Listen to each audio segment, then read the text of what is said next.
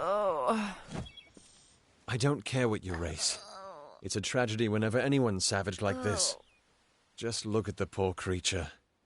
She's been beaten to the brink of death. The Fae may be strange, but they certainly don't deserve this. Our fate rests in the hands of a few chosen who fight in the east. You wouldn't even know it in Gorhart. We're miles away from the smoke and the screams.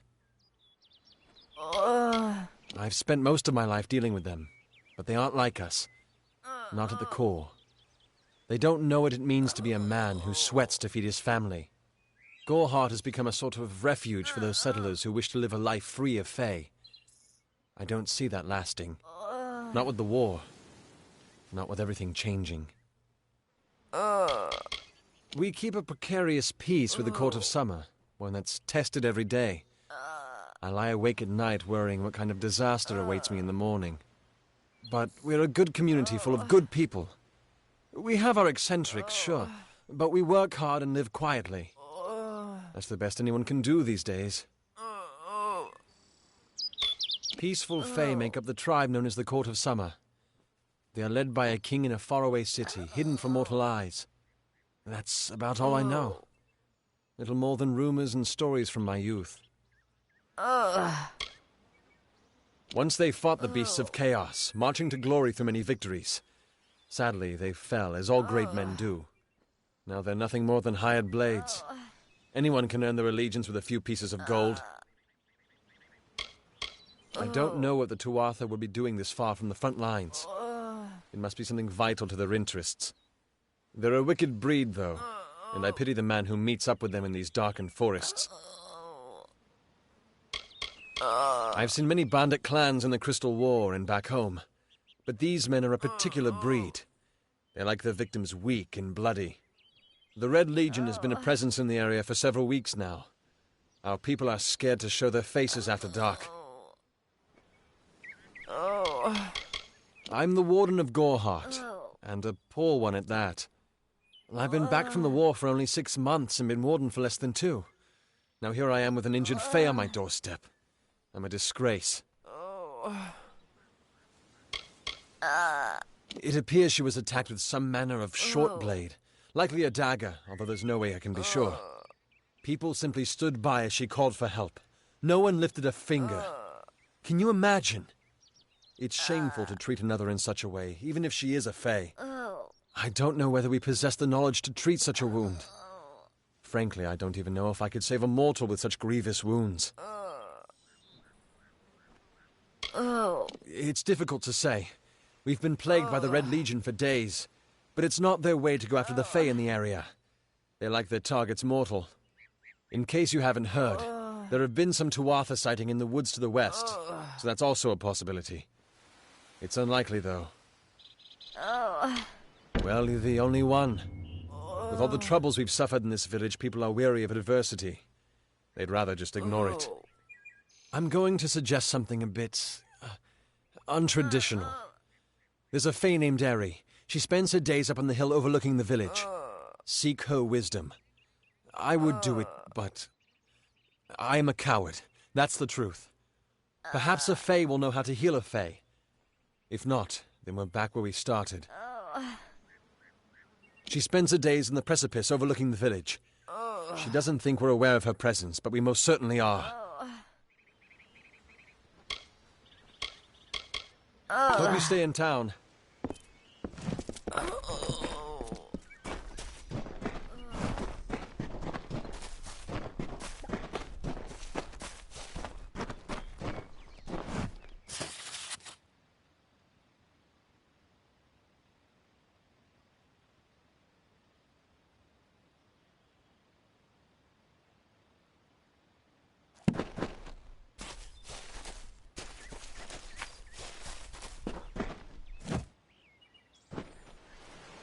I'm not accustomed to all of this excitement. It was difficult enough to adjust to life during wartime. Now we have to be on our guard for Tuatha right here in our own home. What is this world coming to? My experience is limited to Arnik Arjuna and Katrin Allway. They seem the same as any of the rest of us. Wiser, perhaps, but Decent, hard-working folk. Truth be told, I know nothing of why the Tuatha are at war with the Alfar, nor why men fight the way they do. All I know is who picks up the pieces. The Tuatha's madness infected the Winter Court. All Fae existed peacefully for centuries, until the Tuatha got involved. It's sad. I'm hardly a scholar, but I can tell you what I know. There are two Fae factions, the gentle Court of Summer and its coarser cousin, the Court of Winter. As a child, we were told stories of their ancient rivalry. These are surely myths, but enough to scare a young girl. In the last few years, the Court of Winter has fallen, corrupted by a group of powerful Fae called the Tuatha. It's the Tuatha we fight, and the Tuatha we will defeat. I would think they were a myth if not for the Tuatha. The Fae keep far from us. Perhaps they view us as intruders in their lands. Perhaps they disapprove of our civilized ways. Perhaps they know something we don't. I fear that most of all. I was a miller's love who became a miller's wife. Now I am the wife of a soldier. My duty is to hold vigil for my beloved and for all our men on the lines. It's my understanding that they were once members of the Court of Winter, and Fae like any other. But something dark lured them, took them, and twisted them in its grip. It's strange. Those old birds have been perched on that hill for as long as I can remember, staring down over the rest of us in the village like hawks. I know so little about them. I don't even know their names. I was born and raised right here in the village. Well, not in Gorhart proper, but on a farmstead outside the village boundaries. It was a good life. Before the war, of course. Goodbye.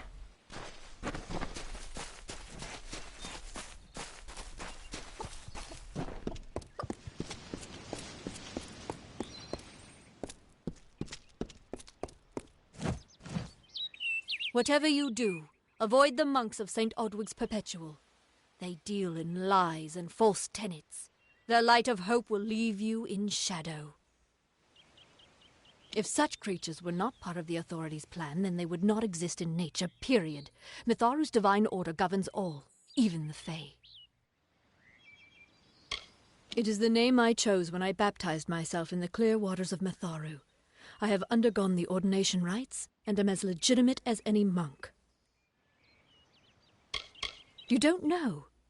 It is less a mission than a fortress of deception, a citadel of lies.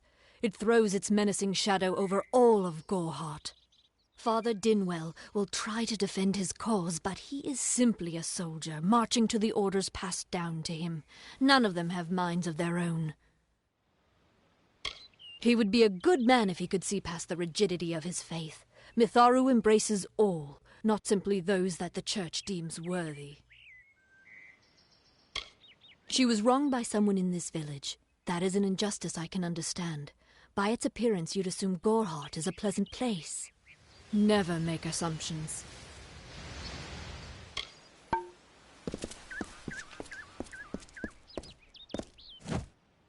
Welcome to St. Odwig's Perpetual Mission.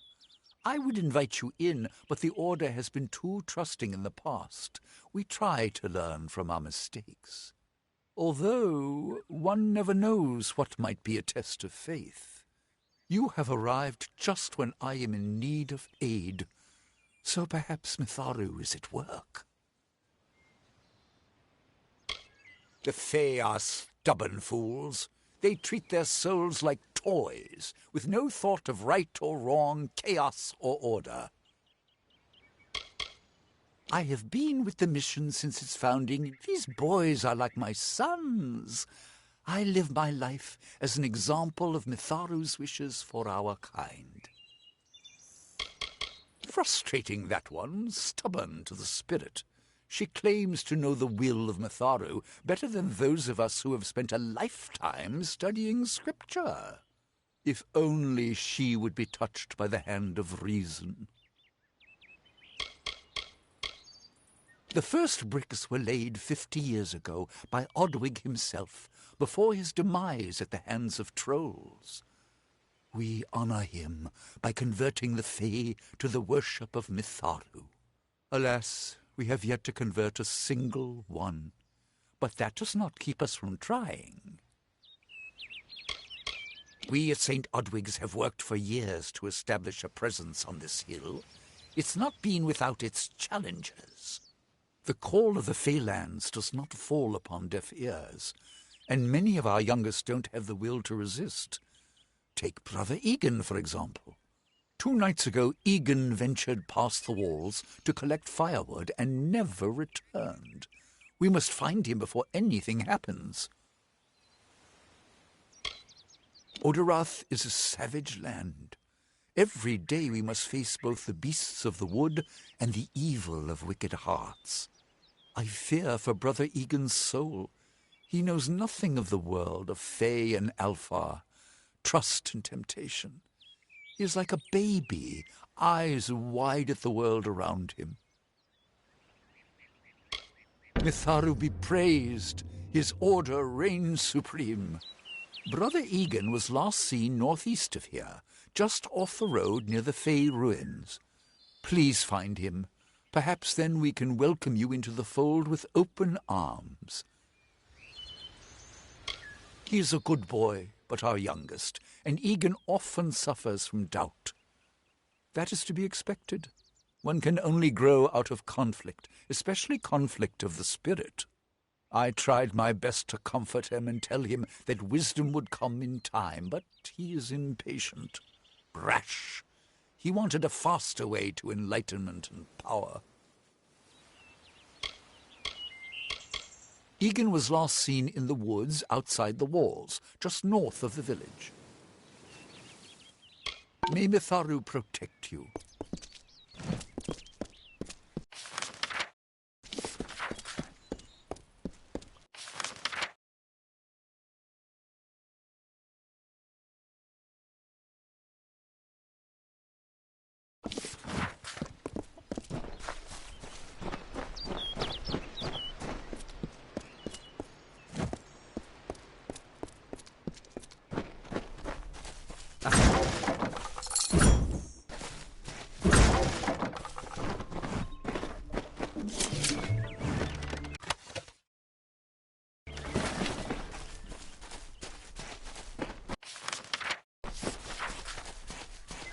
Stay indoors after sundown.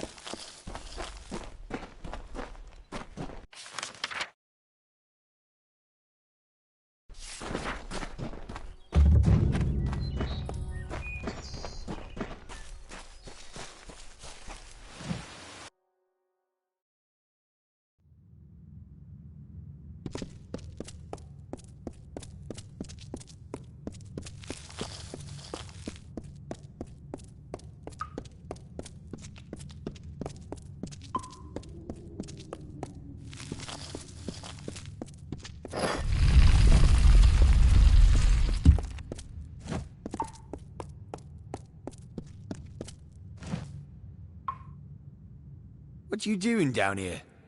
Don't you know Agner Farhold is haunted by the spirits of the Arathi? So, are you foolish or just stupid?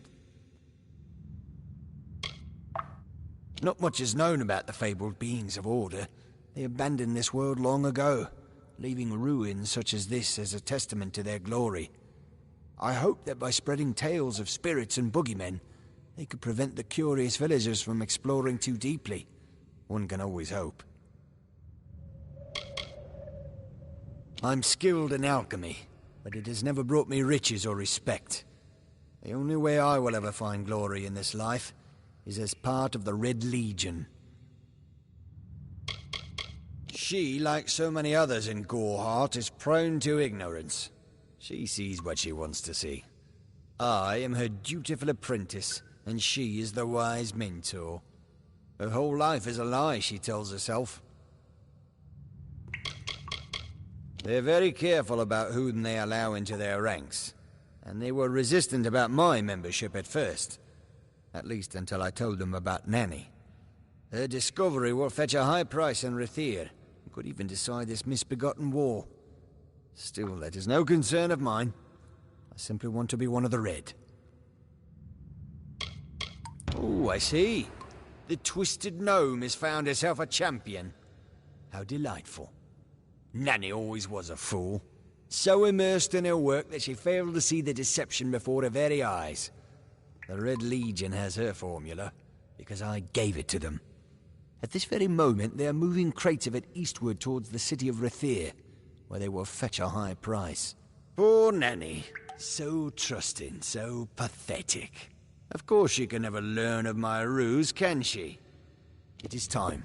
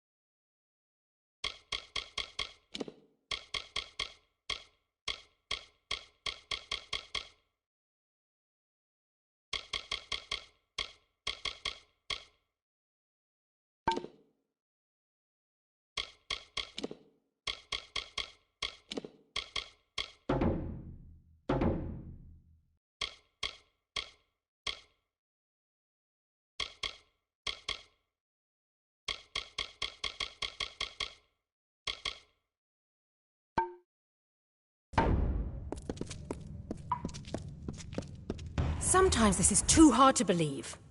But you can accept the strangest fact that you were wrong. Yes, but that and this endless vacuity is horrible. The Ancient Ones were here. They delivered themselves into the world. The time-worn cycle turns with ages. The seasons drift along the stream. They wait for the past. The future brings the forming storm. This is no place for a home, for anyone.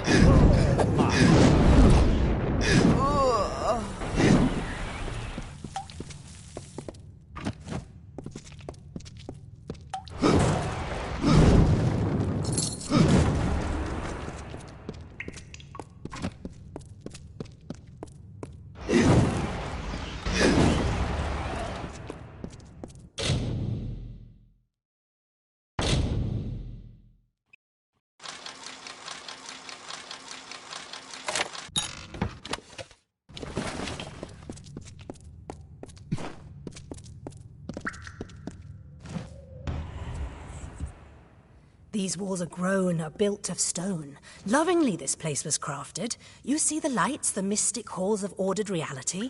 They are the faces of the missing, the embodied truth of the lost souls. There are so many of them. Still, you can see them. They are like pathetic charades, some with good intentions, and you can't fault them that. But the majority of them are just a hoax. Needless to say, I don't like it here. You could have stayed free and lived a comfortable life, but you couldn't settle the disquiet that haunts people like you.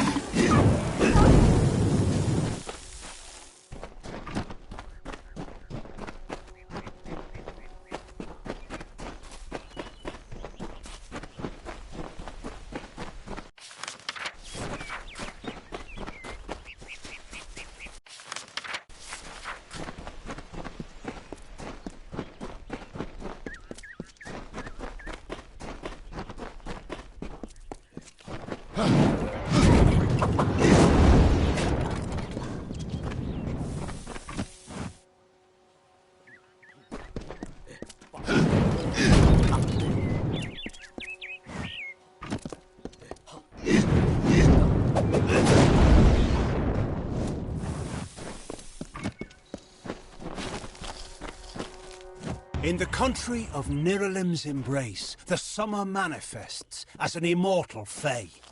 You know her, him, it, as the resplendent warrior, or the ardent conqueror. You mortals named him King Issa. In the youth of your people's memory, you bore witness to Issa's exploits. He is your legend of might and eminence. Come, listen to a tale of Issa and On, the God Storm, the Withering War.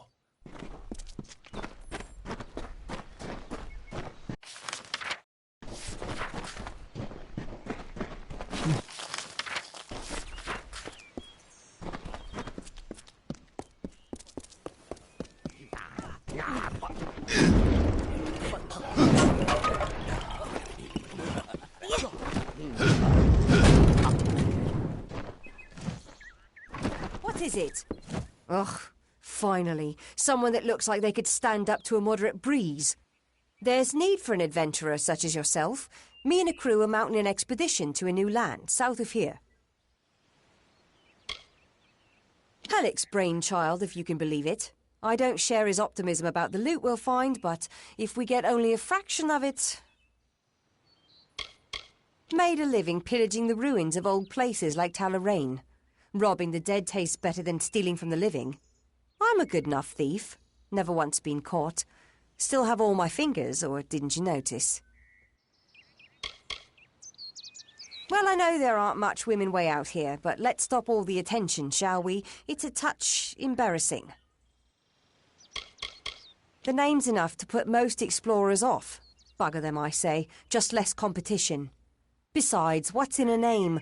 I spent 2 years trying to make a fortune in a land called the Painted Orsks. Never did find out what an Orsk was. Ah, clever and strong, I see. It's as I said, we're going to the teeth of Naros, the land south of Dalentarth. If you want more information, seek Hellick Cross. He's leading us. We're camped beyond Ettenmere. Glad that's done with.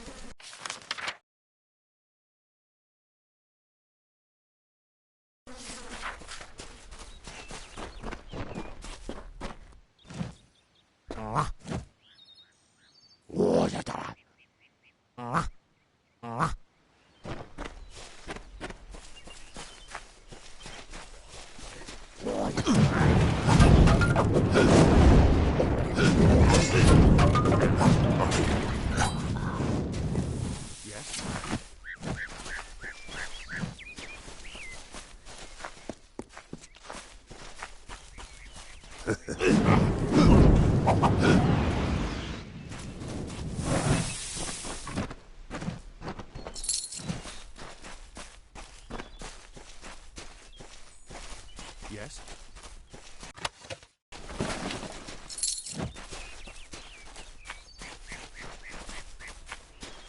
Yes?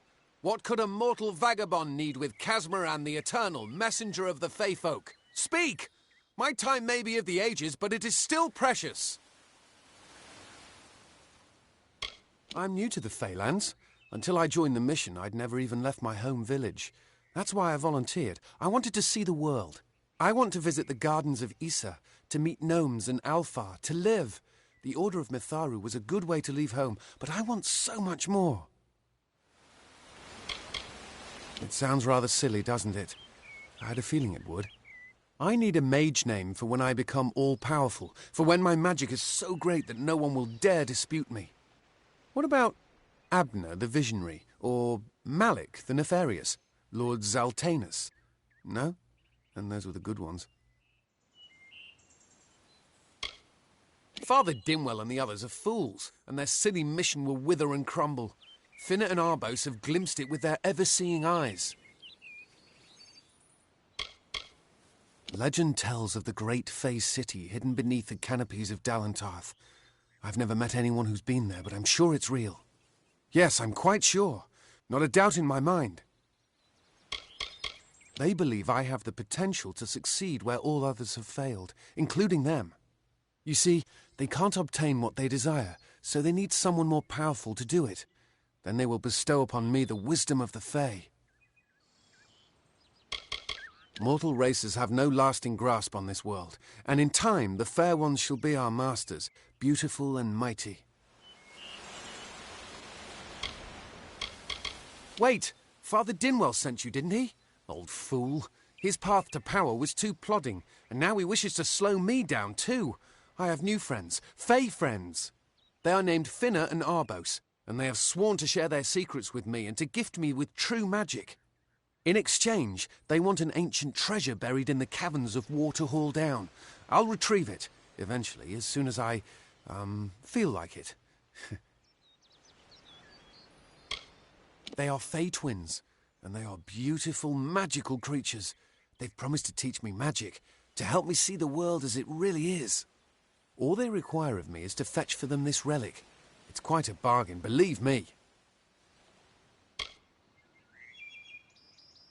Fine, if you want to be so noble, but don't expect any of the treasure. This is my key into a powerful new future, a future full of magic and wonders. Let's go. It is called the Selkie Veil, and it's said to possess the power to transform its wearer into any form he wishes. Finna says it belongs to the Fae, but was stolen. I don't know much about the relic, only that it was supposedly crafted by a Fey mage named Armen the Clever. Armen is a good name. Not as good as Casmaran, though. It is in the caves of Waterhall Down, a refuge for the wild Fey. Goodbye now.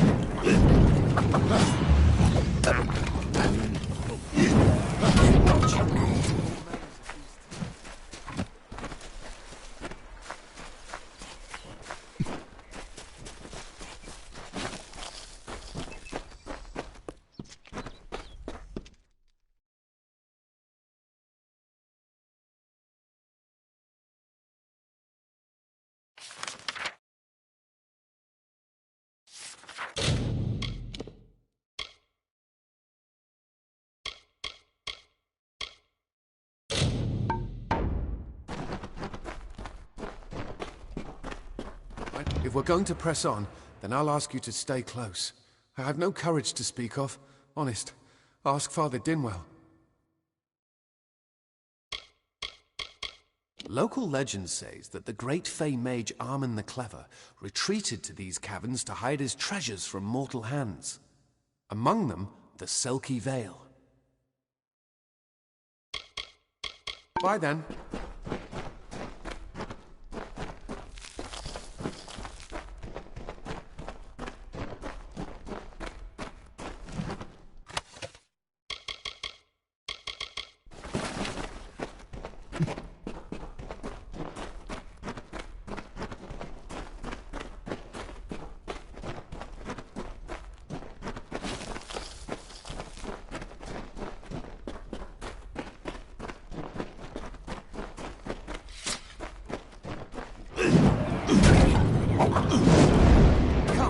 Casmaran knows the way.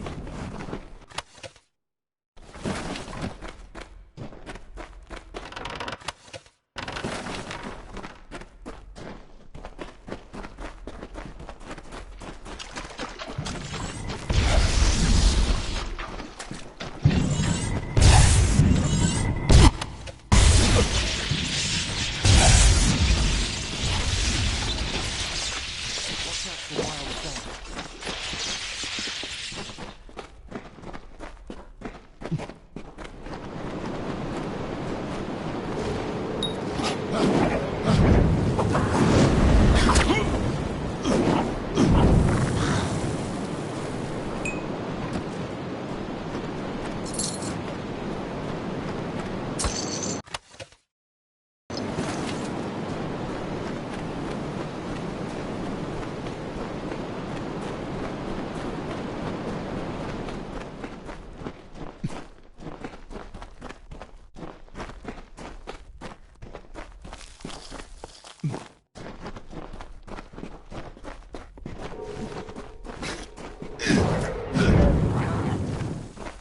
Casmaran fears nothing.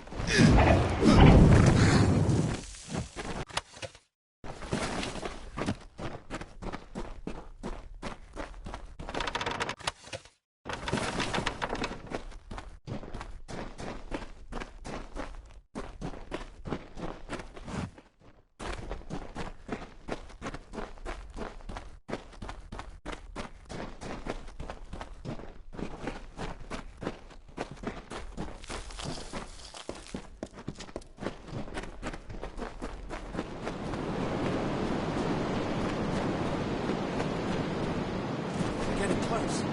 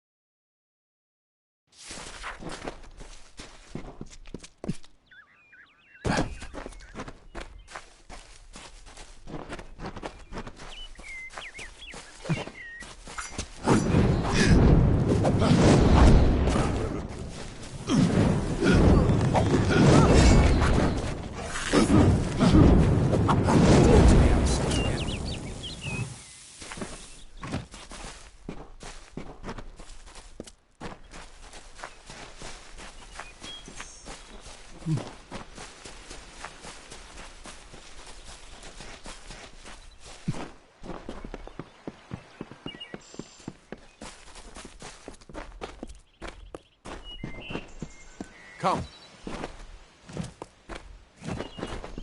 What is this? Our little Egan has made a friend.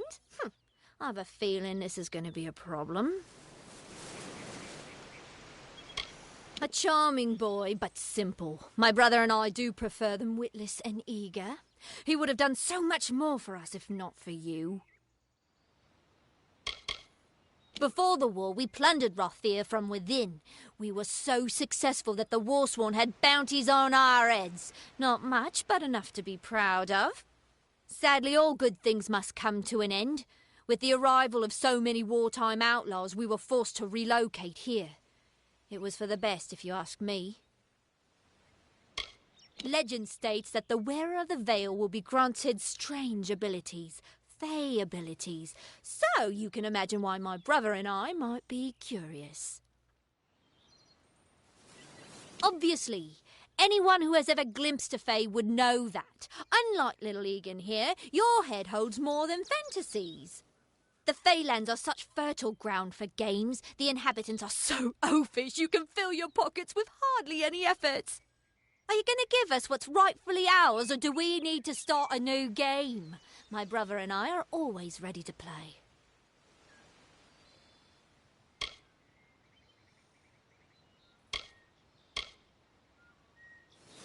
Then you'll have to pay for it with your life. You see, we have much invested in this deception. Blood, gold, not to mention the hours wasted on Egan. We may be criminals, but we're an honourable pair. We worked hard for our prize, and now we mean to have it. Cursed, is it? It does look like you are well acquainted with misfortune. Keep the veil, then. There are other treasures to be had in the Feylands. Make certain our paths do not cross again, or my brother will add his mark to your scars. Goodbye. I didn't know. How could I? Before I came to Goreheart, I'd never known anyone outside my immediate family. Everything was so new, so magical. You must think me a fool. And Father Dinwell... Come, let's return to the mission.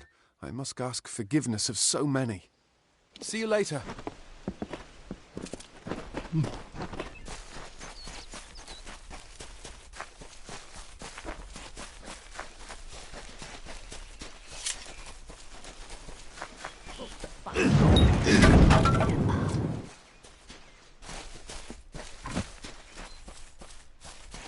Come, on to St. Odwig's.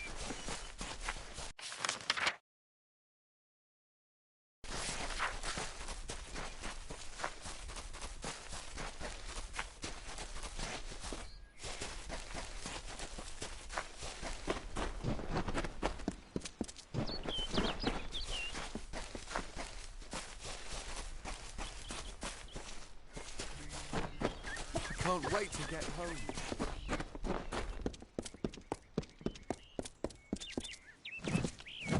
Must we return to the mission? I crave adventure, magic, power. Although all of those things are quite frightening. Perhaps it is for the best. This new world is far more dangerous than I expected, and I haven't eaten in days. Bye then.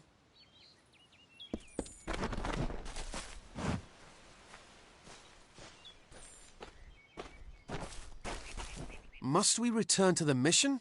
Although all of those things are quite frightening. See you later. Good day. Great Mitharu, Egan has returned. As for you, you have done as I asked, and we here at St. Odwig's are forever grateful. Consider this meagre reward a donation to your cause. It is just one, to be sure.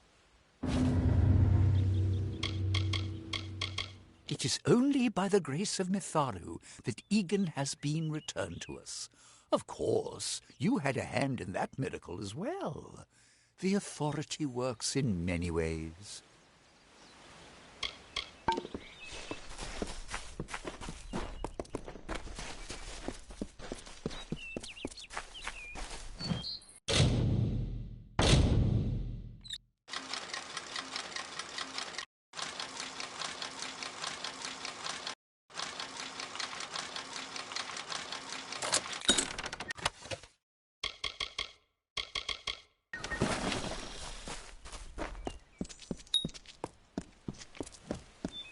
We fight for justice.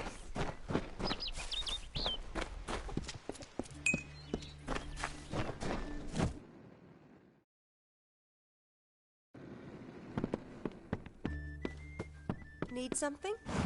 Yeah, what can I get you?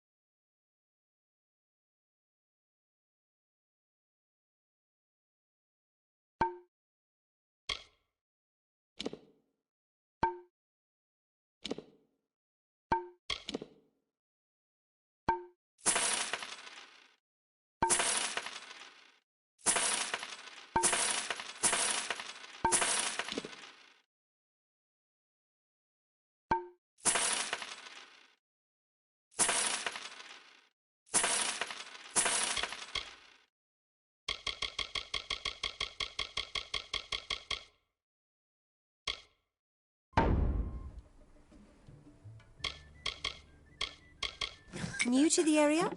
I don't recall the last time I met someone who was unfamiliar with the Alpha. There are two groups. There used to be one, but that was many years ago. The Loselfar are cool, slightly aloof. The Dockelfar, however, are very friendly, but their charm masks a mischievous nature.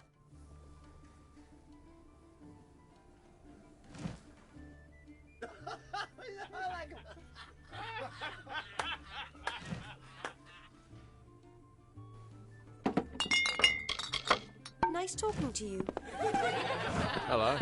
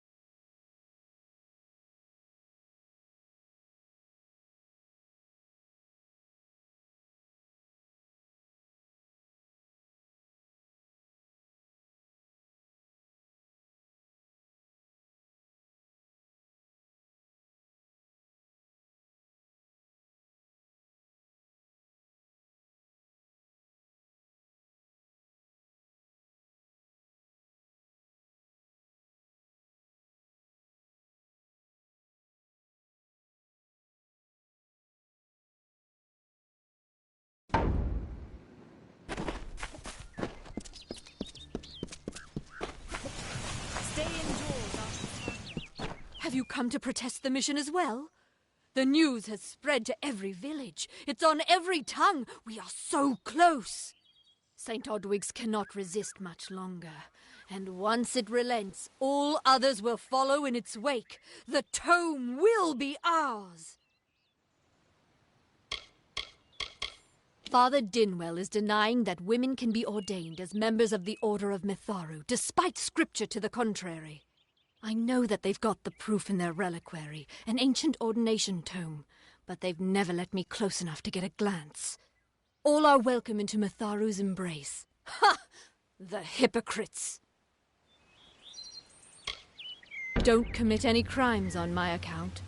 Of course, if Mitharu compels you to see justice done, then I won't stand in your way. The Brothers of St. Odwig's perpetual mission keep the valuable tome in their reliquary, but no one outside the Order is allowed a glimpse.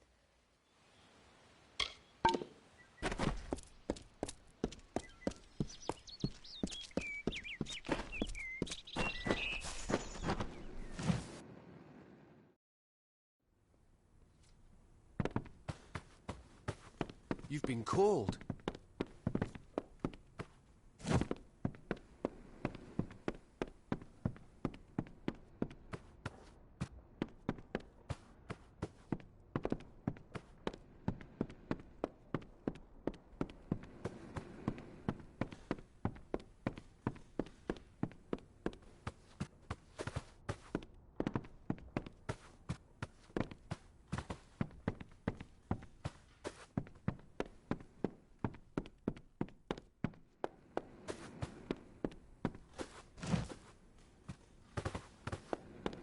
Father Dinwell says I have a promising future here at the mission. My dishwashing is inspired. His words. I don't know what came over me. The twins poisoned my thoughts and made me think that magic belonged in mortal hands. Only Mitharu wields the power to change who I am. I am clay in his hands. Of course, I did like the name Casmaran. It had music. Bye then. Father Dinwell says I have a promising future here at the mission. He's a kind man for taking me back among the brothers. It will take time, but I will work my way into his heart again. I have faith. I'm ashamed at how they used me. I was so ignorant, so greedy. I only wanted to feel like I understood the world. They took advantage of that. This is where I belong. I knew nothing of the greater world when I arrived, but now I have tasted the fruit of temptation. I have rededicated myself to prayer and scripture. I have stumbled, but Mitharu has granted me mercy. I won't disappoint him again. Goodbye now.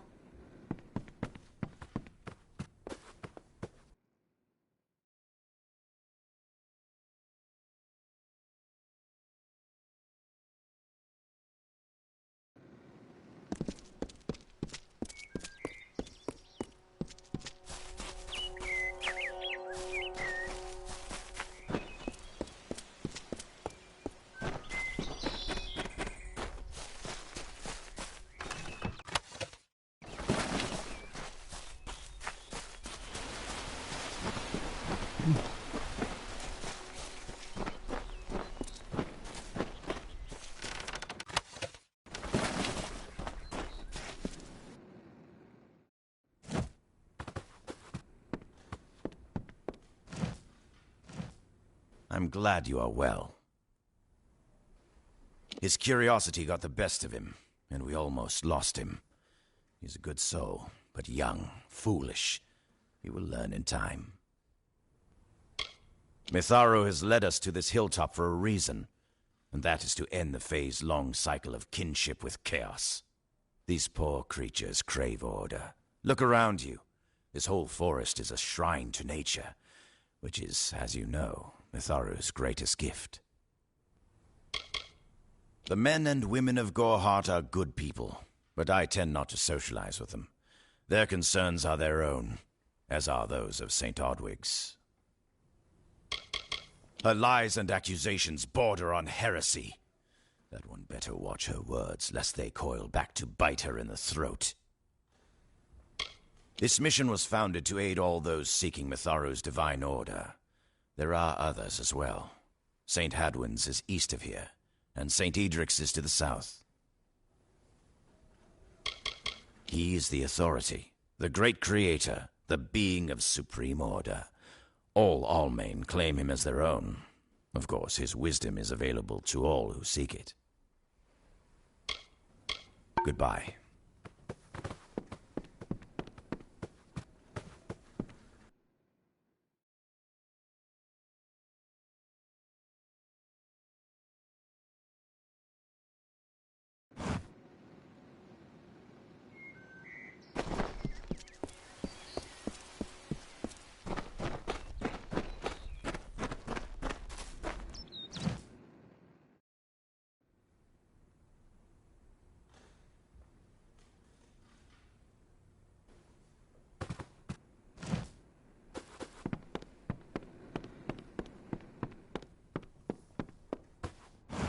Oh, I didn't see you come in. I was reading this letter, and is there anything I never thought it would happen. They're coming. Even with everything else going on in this village, the Red Legion is coming for me. I'll admit it. My past is a tapestry of drunkenness and loose morals, women and wine. I'm not proud of it. But I couldn't have gotten where I am without making mistakes.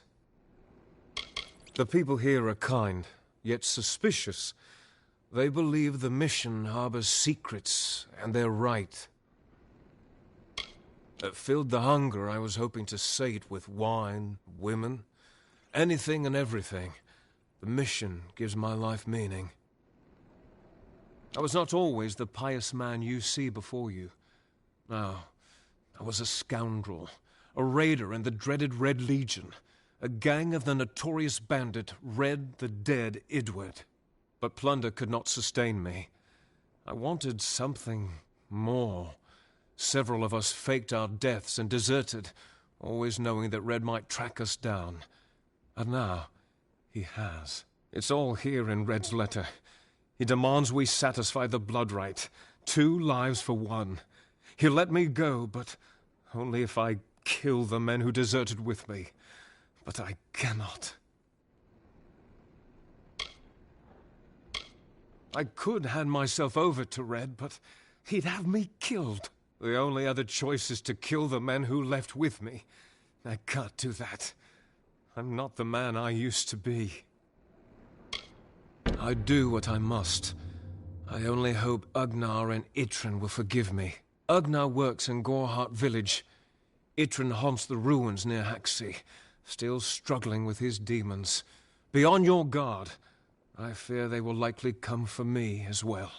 When it's finished, take their daggers and bring them to Red Idward. He will demand proof. Take mine to start.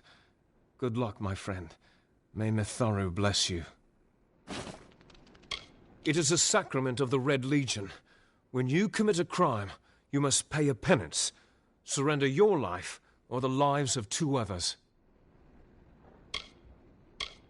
I fought under Red for years, yet I know nothing of him. I do know this. He will do anything to get what he wants. The most dangerous kind of man is one without limits. Ugnar could always be found by Red's side, Red's right hand. But beneath his brutal exterior, Ugnar was a good man, tortured by the ghosts of his dead wife and children. Itrin, however, rivals only Red Idward in his bloodlust. They say he was once a Justicar, but was expelled for brutality. His devotion to his god Enadon is fanatical. Ugnar works for the inn at Gorhart. Itrin has taken to calling himself the Shade, and robs travelers in Haxi. Mitharu is with you.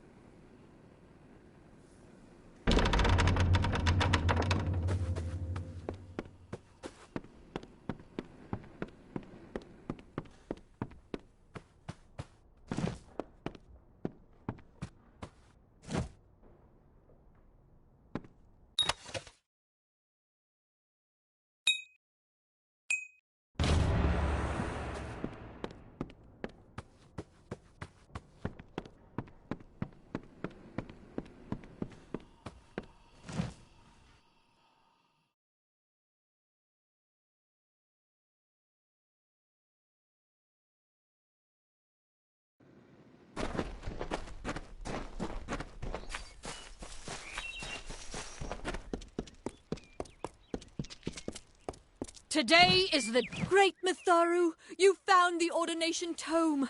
I'd give a sack of gold to see the look on Father Dinwell's face. He will no longer be able to deny my entrance to the order. Mitharu does embrace all. Thank you. I won't need any gold as a servant of Mitharu. Take what I have. It's yours. I will remember you in my prayers.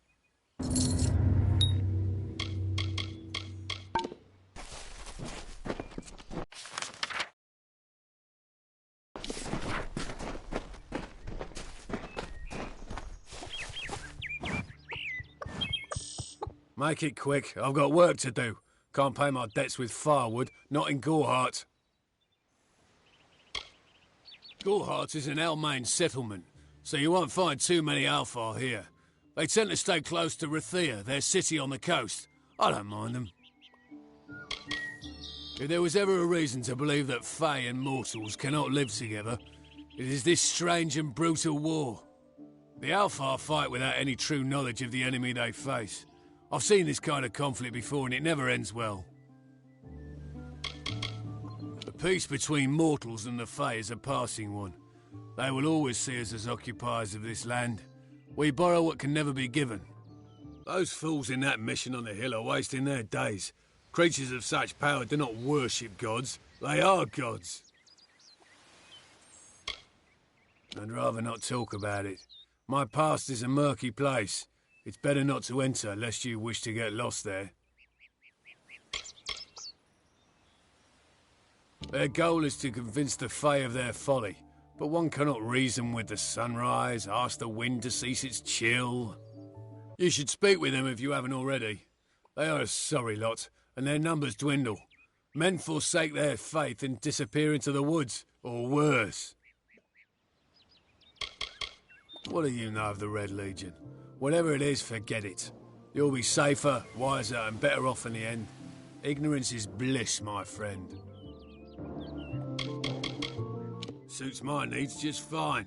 It's remote, away from the shadows of the Crystal War. It's also quiet. Well, most of the time. I knew it was only a matter of time, and I'm not surprised. Delph will do anything to save his own hide, but hiring a sword to do his bloody work is disgraceful. If you want to collect my dagger, you'll have to fight me for it. Steel for steel. I used to be quite the scrapper. Didn't Delph tell you that?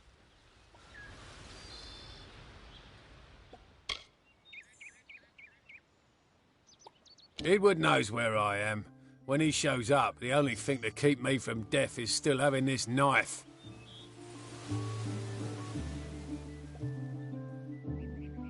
You're right.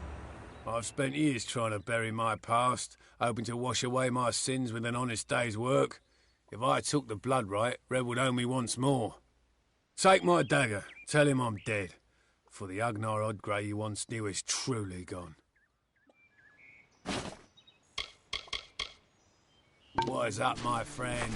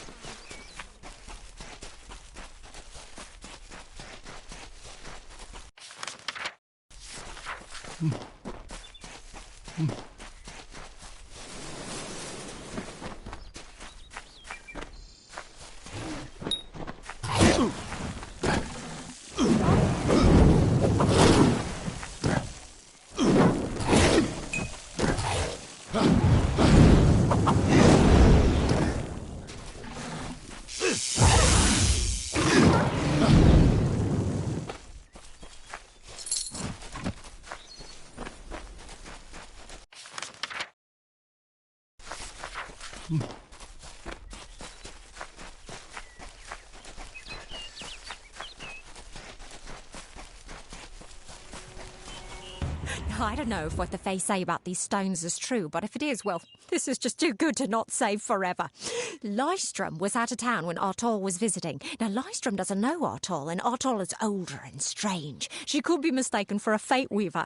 So, when Lystrom came back to town, here was Artol the Oracular. I said to Lystrom, I hear her readings are amazing. You should go. Oh, my, you should have seen it. A rooster, she said, will change into a man, and this man will become your lover. He will provide for you, and he will make you laugh, and he will make your life exciting and easier. But, and this is something you can never forget, he must never eat chicken. And once in a while, he will need to peck at things on the ground, and every morning at the break of dawn, you'll hear a loud cry from him.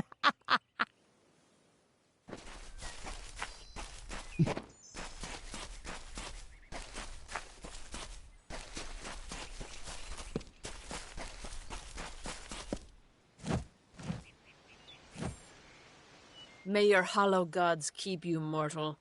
I am called Aerie. Your face is new to me. You are different from those in Gorhart.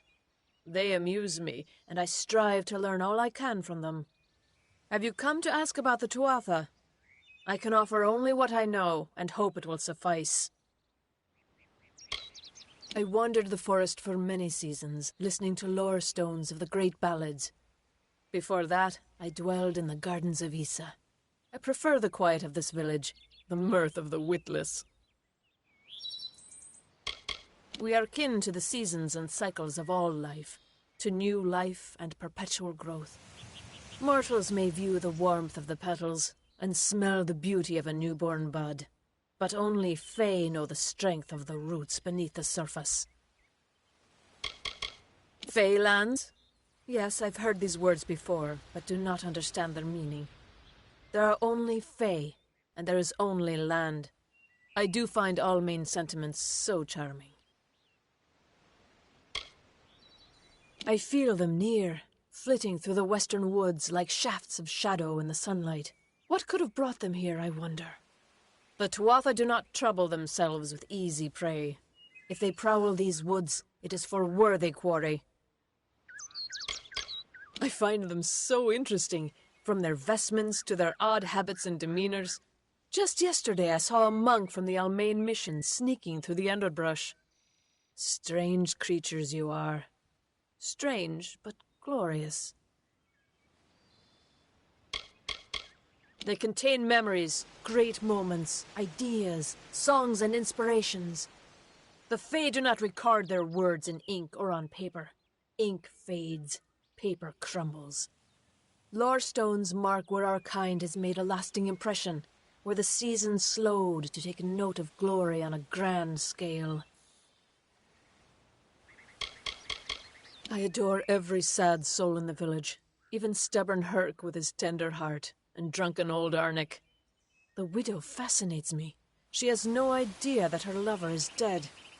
I watch them from my perch, hoping to learn the meaning behind their pursuits and passions. If I could, I would grant each of them an eternity. Alas, I cannot.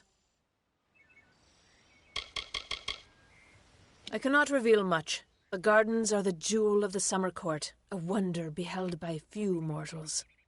It is located far east of here in a wood so thick it would devour all but those who knew its secrets. Do not pursue such mysteries, mortal. They are not for you. Yes, I witnessed this crime, although I did not recognize the one who perpetrated it. It is often difficult to distinguish one mortal from another. The victim was Illuvia, but I knew her only by name. You must be hoping that I can offer advice, but I cannot. If she is meant for the Great Cycle, then so be it. However, I would be quite interested to find out whether one of my kind would benefit from one of your mortal remedies. I've always wondered. It will need to be powerful. Your delicate forms are far more sensitive than ours. In fact, it's astounding that you survive as long as you do. All of us are at the mercy of the changing seasons, mortal and fey alike. If it is one's time to pass into the Great Cycle, then we must not protest. The passing is keeping with autumn, and is as natural as the eventual rebirth. Perhaps your mortal apothecary can provide one. You can always create the potion yourself if you possess the skill. Farewell.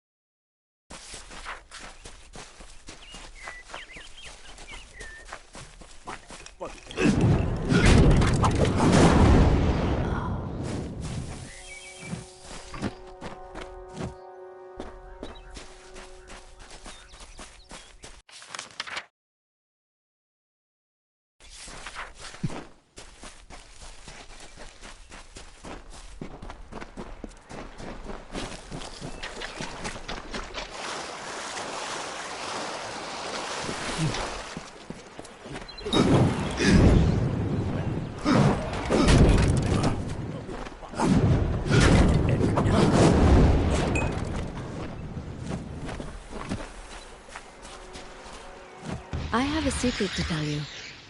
I am not sad. When I was a girl, my father used to tell me that when you grow old with someone, you tie your fates together and create a pattern that is part yours and part theirs. My father said that this is why when an old person dies, their partner is never far behind. But I do not feel that way. I feel free.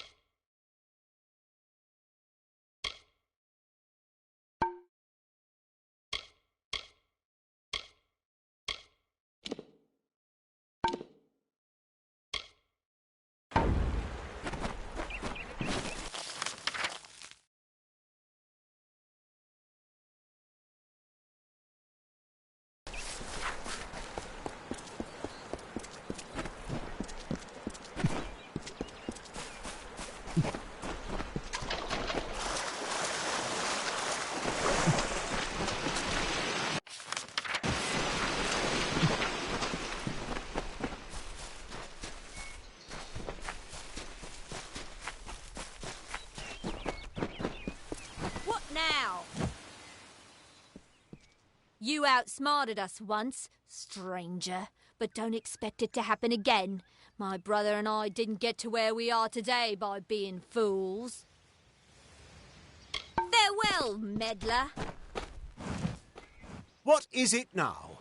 Haven't you bothered us enough? This is why we prefer solitude. I don't care enough to have an opinion of the poor fellow, I'm afraid. He flits in and out of my thoughts, never registering. The most useful fools are the ones who never leave an impression. My twin sister and I share a very close relationship. It allows us to work fluidly without consultation. In other words, we act as one. Yes, these lands still belong to the Fae, but they aren't as treacherous as many believe. In fact, you can make a killing if you can brave the wild. Goodbye.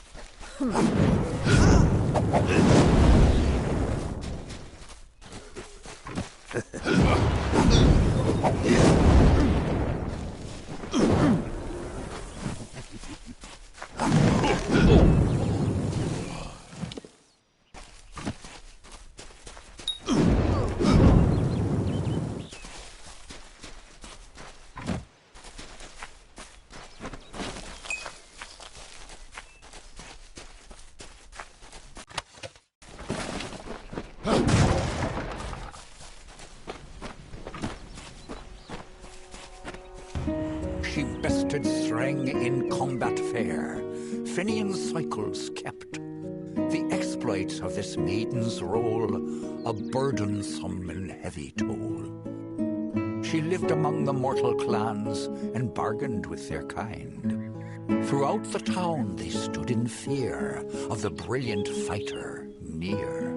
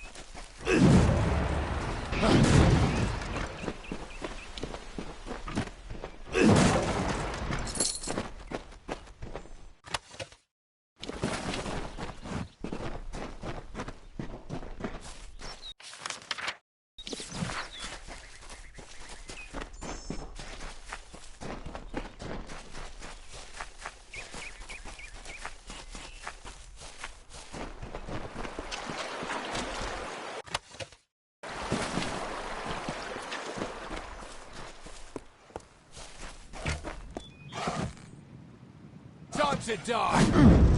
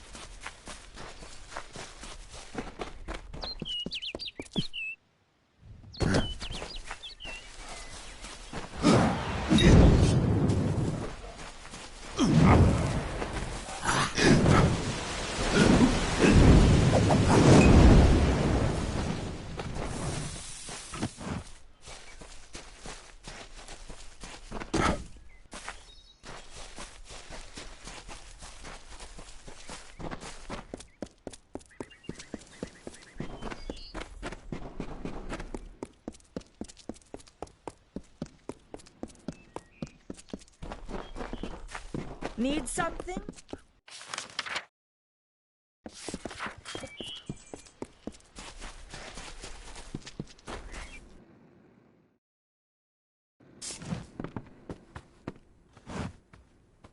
Everyone in Gorhart is talking about the attacks.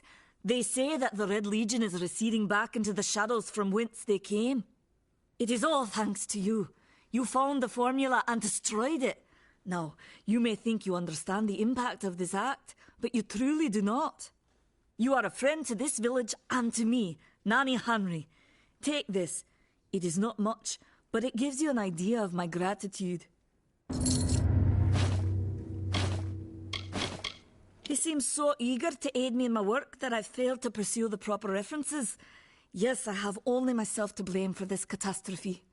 How was I to know he was a scout and a thief? His interest in alchemy appeared genuine.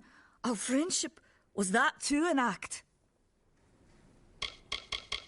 Do you really think I'm able to part with anything, much less one of my finest mixtures? This is a place of research. There is no charity.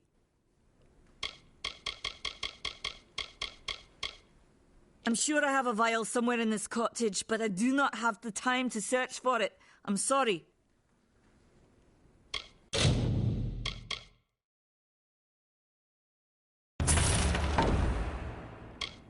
Nice Farewell. to see you.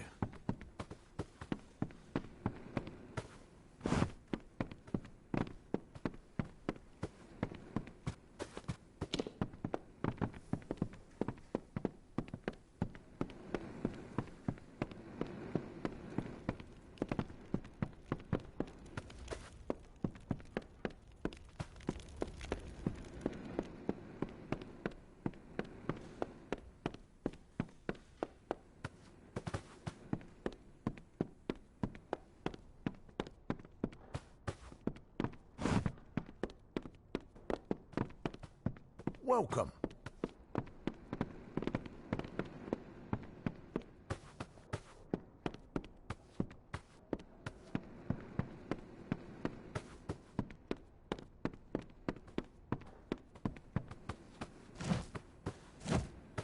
Welcome.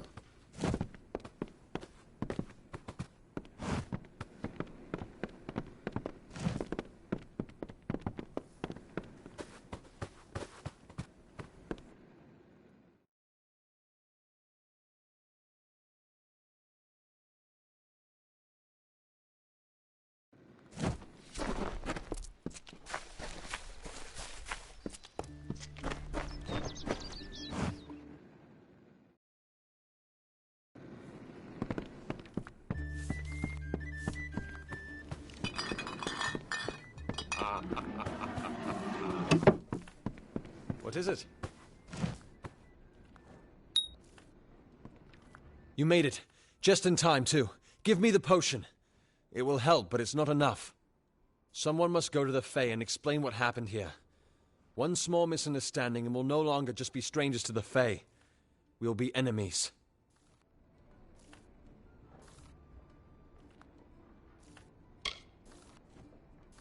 She is a member of the House of Ballads, the legendary court of Fae heroes. They are warriors without equal, with centuries of glory to their names.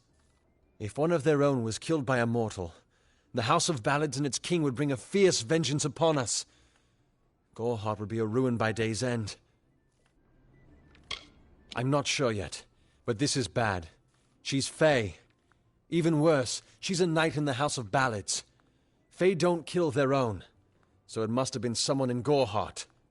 If the House of Ballads learns of this, the king will burn Goreheart to the ground. They see all mortals as invaders. We could go to the Warsworn and get an oath of protection, but that would require payment. We mustn't cover this up. But who do we tell?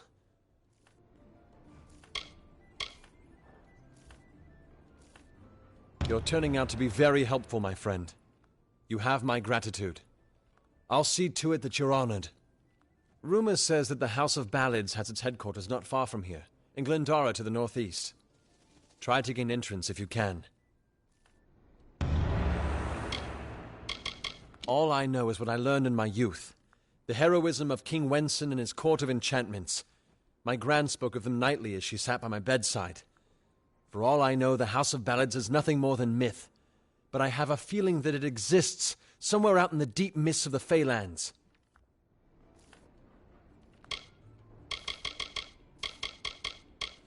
It's east of here, in the meadows of Yolvin. The Feylands are a wicked place, crawling with creatures so strange you'll assume you're dreaming. Farewell.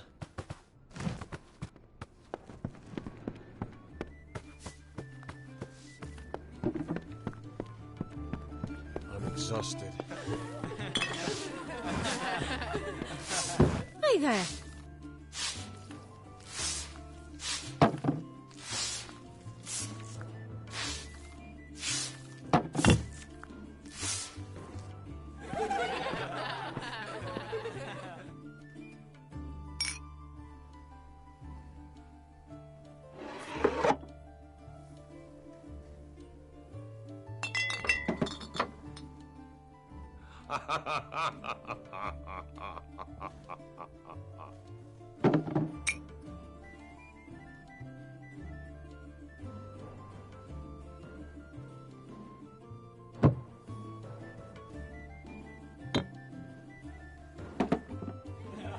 What's this?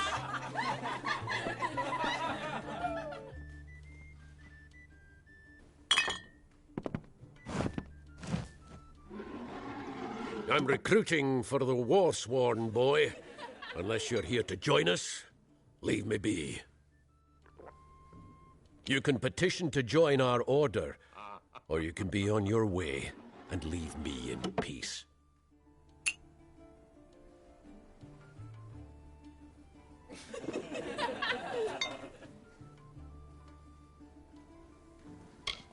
You could head straight to Shieldring Keep and pledge your sword.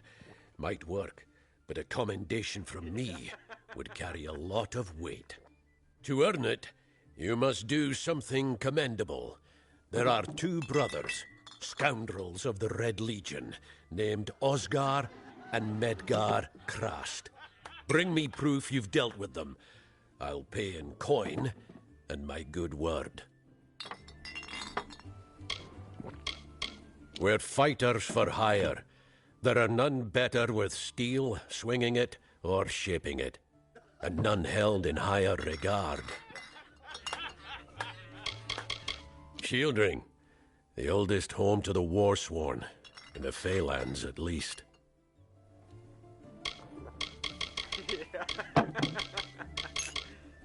We've had our eyes on those two for some time. Red Legion scum. They're both dangerous, but it may help to know Osgar favors the bow, while Medgar favors the spear. Osgar hides somewhere in the woods north of here. Medgar was last seen east of his brother's camp. Bring me their Legion daggers, and I'll pay with coin, and a commendation to join the order. We have what you need.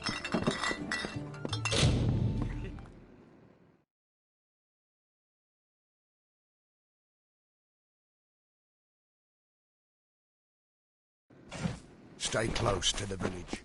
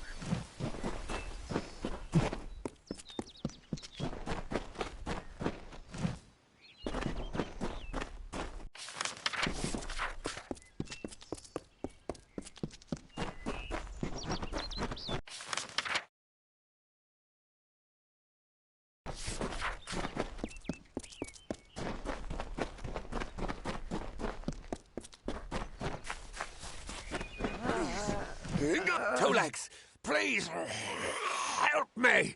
Other Two Legs are cruel. They will not help. No! I am cursed. A pack of Two Legs gave me this name, but they would not give me help. They hit me and drove me away, just for eating their tasty meat birds. But what did I do wrong? I was cursed by 3 sprites who were bored. Had I fang and claws, I would shred them like meat birds. My brothers and sisters think me but another Two Legs now, and will not suffer my approach. I am without a pack. But it is worse than that. Your two-leg life is unbearable, like these strange things called pants. How do you tolerate them?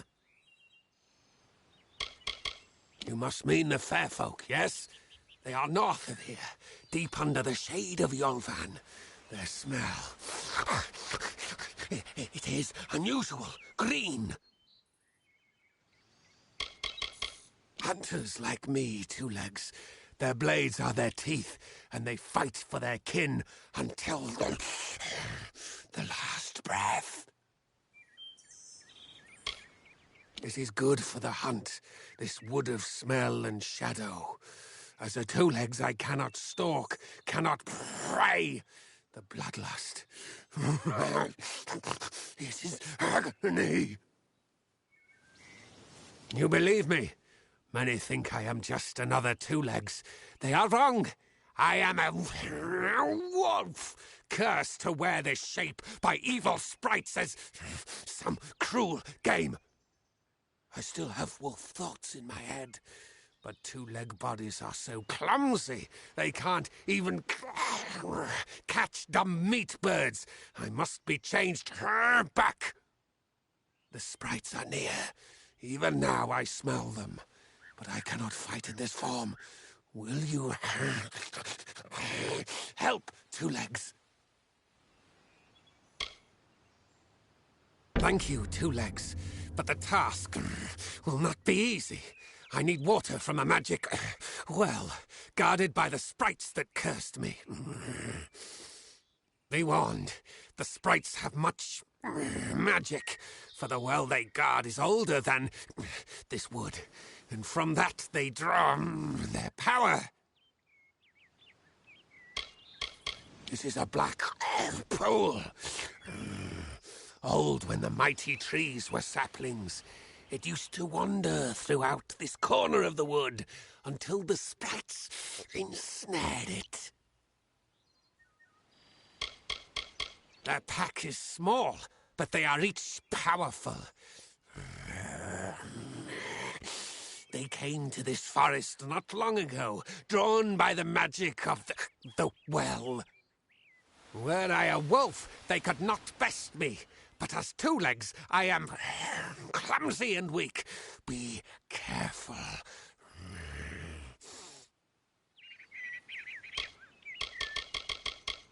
The sprites guard the well, which is near the river to the north.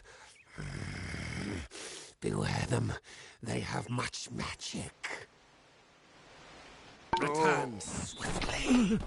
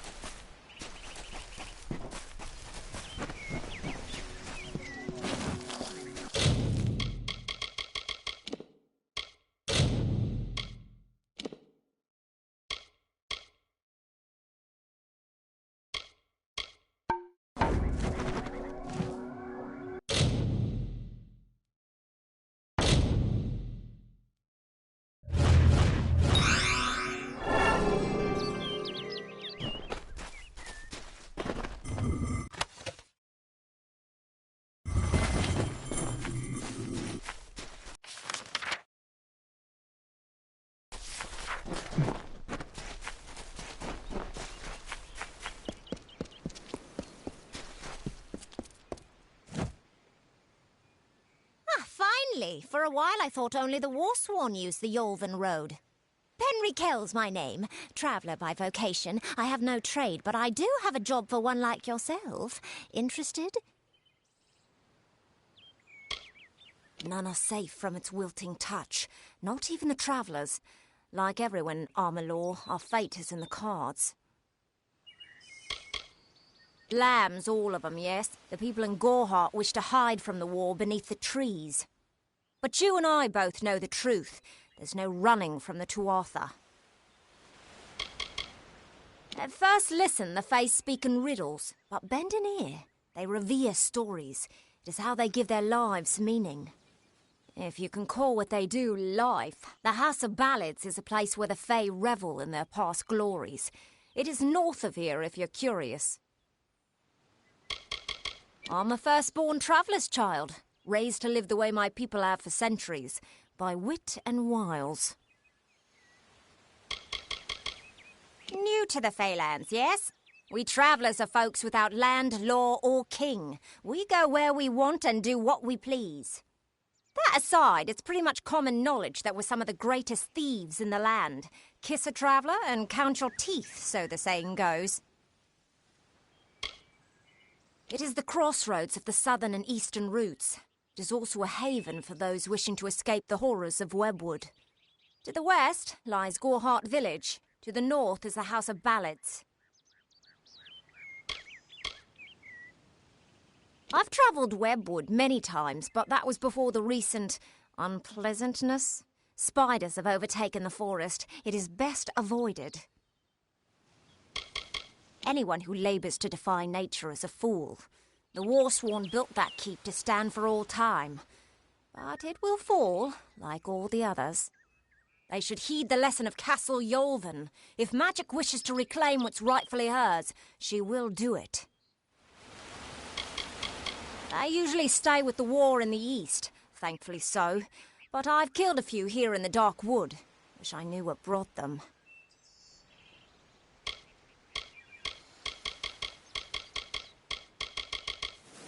An ancient castle inhabited by spiders. They say a witch is involved in its overthrow. I do not know of such things. Most travellers have qualms about dealing with the fair folk. Harder to read than a human, and fewer many pockets to pick.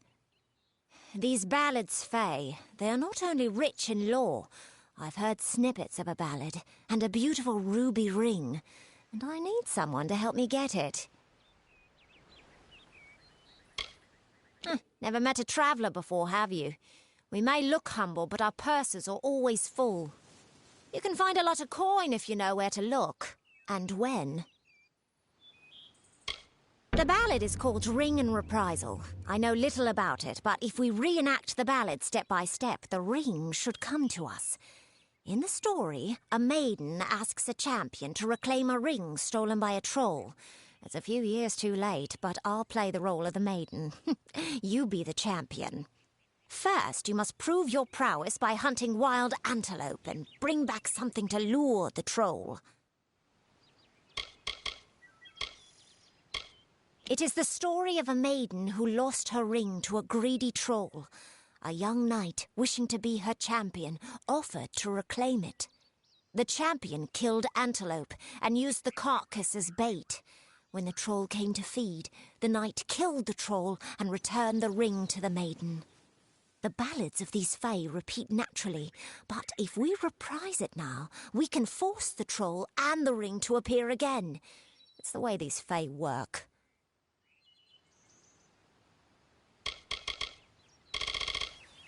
Who knows? You'd have better luck getting an answer from one of these damn Fae. But it's what the ballad calls for. You can find an antelope nearby. Bring them down and get proof of your kills. We'll need them later on. May your kills be clean.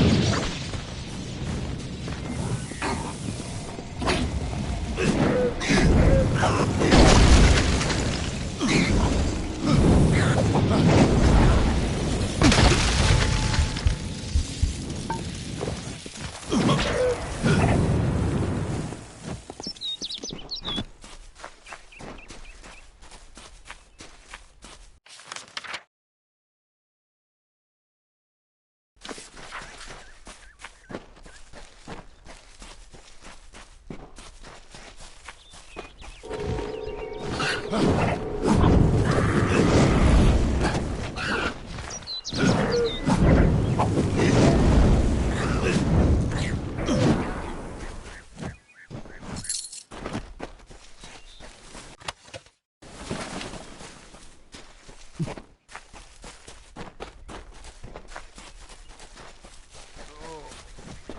Legs, do you come to me empty-handed? What is the meaning of this? And that one smells of eel petal and sky blossom. I have tracked her to camp. Most Two Legs hope to slay me. She only watches. The well holds powerful magic, as old as these trees. Our elders told us its true name. Your two-leg kind might call it the Well That Wanders. Throughout the forest, it would vanish and reappear, like a wolf on hunt. But what prey it seeks. Before I was cursed, I remember strongly atop the water was the scent of leechwood. Perhaps the well seeks that.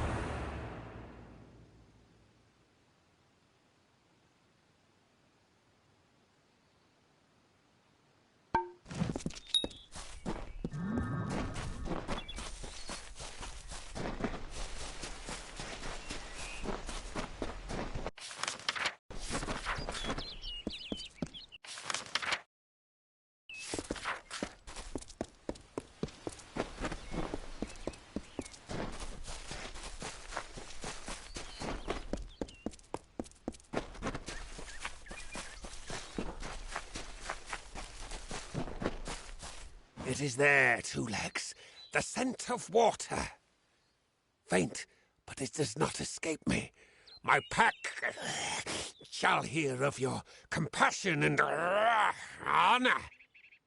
I now go to the wilds and rejoin my pack.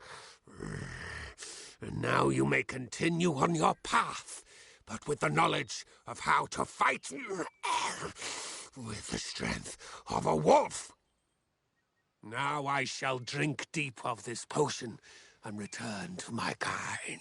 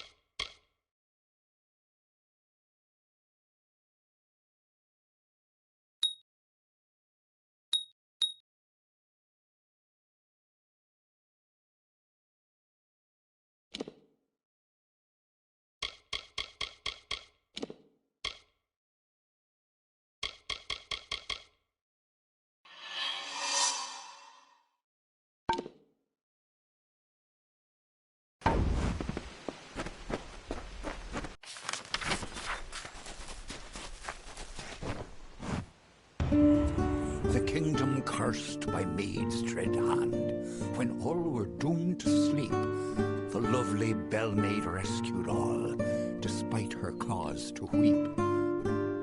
And why did bell-maid cry, you ask? Her king Wenson was was ill. The evil maid of Windermere had tried to break his will.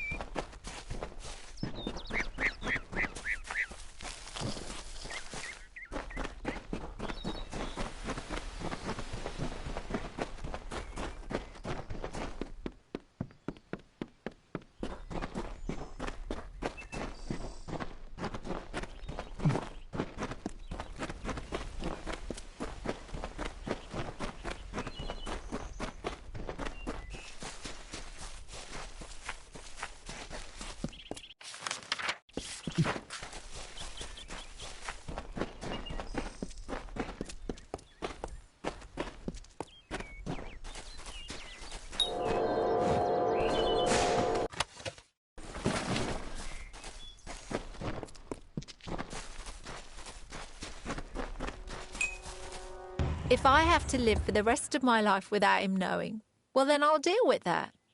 I think there's something to be said for it. I think it's noble.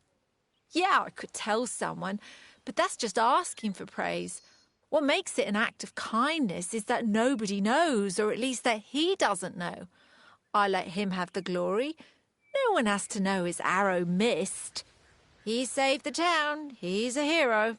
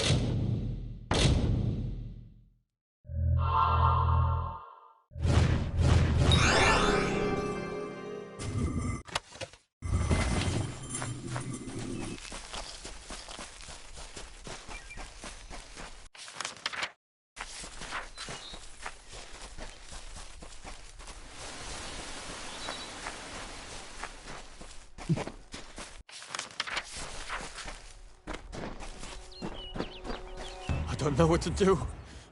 Why go to a Fate Weaver? Why? Sometimes I don't feel this way. Sometimes it's reassuring, but not right now. Not when it's so close. I still think it's a blessing. Talking to that Fate Weaver means I can make good on the time I have left. But how can I tell my family? It's like erasing the smiles from their faces, or like killing the joy in their hearts. Why would I do that? So I don't feel guilty about deceiving them? Isn't that just selfish? Is it completely selfish to not tell them, so I don't have to see them upset? But facing this alone, truly, truly alone, I can't do it.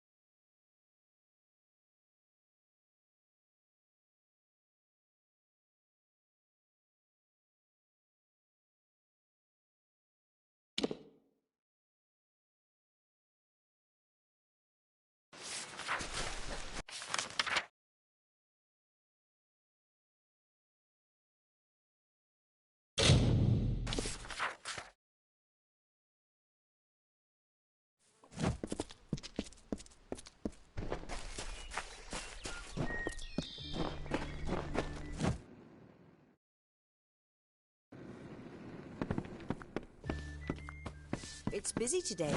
Yeah, what can I get you?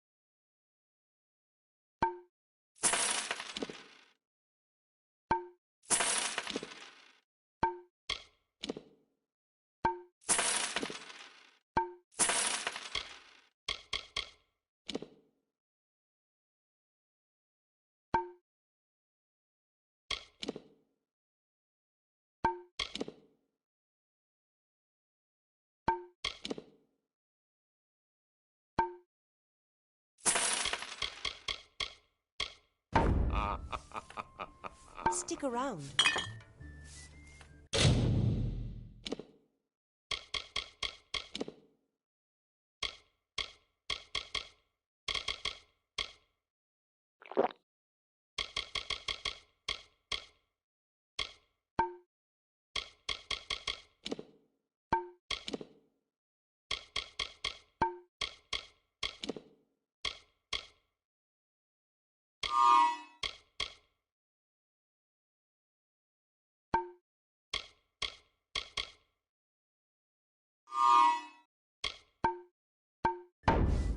Yeah, what can I get you?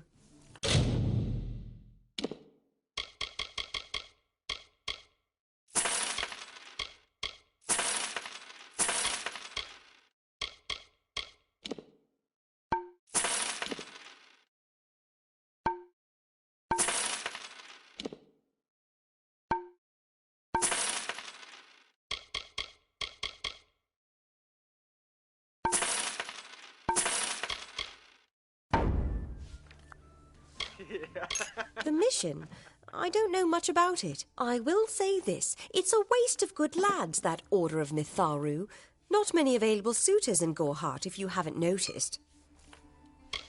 Bye. Work.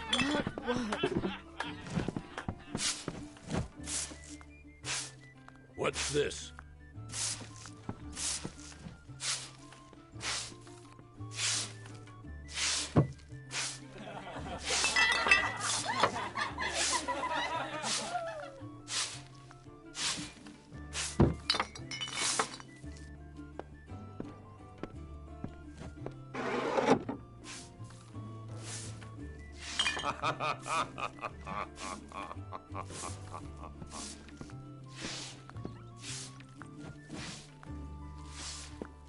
I'm exhausted.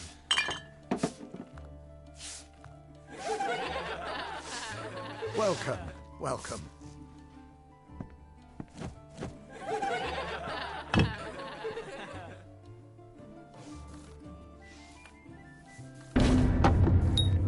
Well done. No one will miss those two. Take this to Shieldring Keep and speak to Tyne Delfric. He'll set you to work on my word alone. Go north of town, then take the road east. You'll find Tyne Delfric there. It's him you want to talk to. Next time I see you, may it be under war-sworn banners.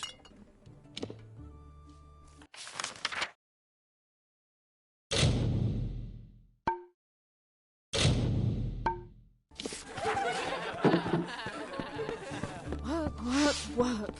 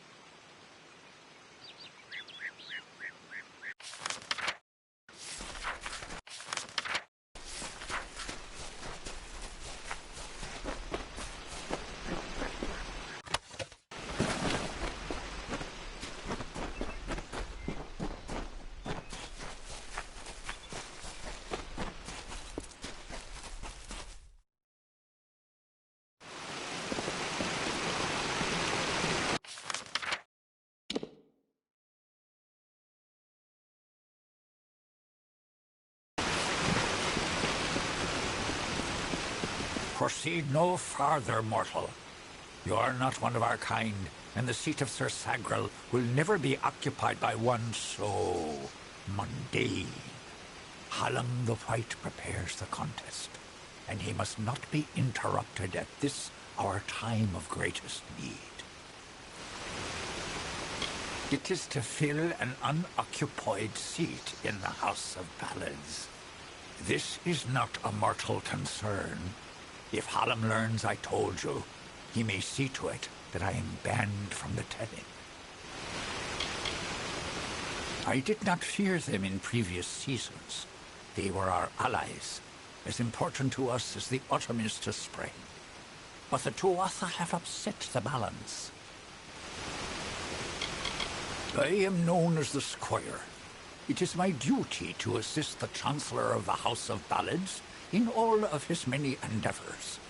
Hallam treats me well, and it is an honor to serve. This new breed of mad fae has seized the Court of Winter in its grip. There can only be a summer and a winter. There is no other third order if we crave balance. He was one of our most beloved knights, a Ballad's treasure. I can't bear to think of him dead, now across the sea, a warrior for our savage cousins in the Winter Court. The House of Ballads is home to the Court of Enchantments, where our heroes congregate and train before performing the feats that made them legends. There are 3 main structures on the grounds. The Court of Enchantments itself features the Wall of Saga, which depicts the most noteworthy songs in our canon. The Hall of Accolades is where the finest Fae crafters offer their services. Trainers can be found in the Summer Sanctuary, where we go when seeking enlightenment. The storyteller leads us all in the telling of the great songs of the Summer Court. He administers our house and serves our great knights in the Court of Enchantments. The mortals in Gorehart believe they have established a permanent settlement, but they are sadly mistaken. Those homes will crumble. Those graves will multiply. Trees may be cut down, vines stripped away, but the forest will return, and it will not suffer the footsteps of men. Neither will the Fae. Only the greatest heroes of the summer may be counted among the Court of Enchantments. Gwenson, Belmaid, Ferrara, Olaine, Eirmer, and Creth. Their glory unites all Fae in a common narrative. It is one of the few things our people share. No doubt you speak of Illuvia, impetuous fool. I told her to avoid your settlement, to avoid Odorath altogether. She never listened to my warnings. I will chastise her appropriately upon her return. It is a loss, yes, but not the first unexpected event in this telling. What happened?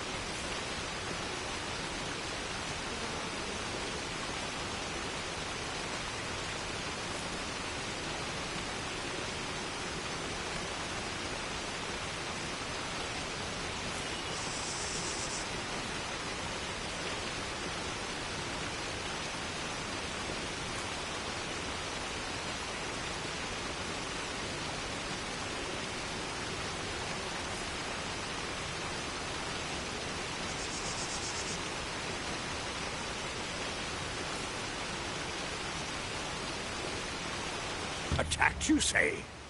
Your kind is too timid to even speak to us, and now you're trying to kill us. I do not understand it. However, your honesty is appreciated. Tell the people of Gorehart that they have nothing to fear from us. We mean them no ill will, as long as they leave the forest undisturbed as they found it. Goodbye.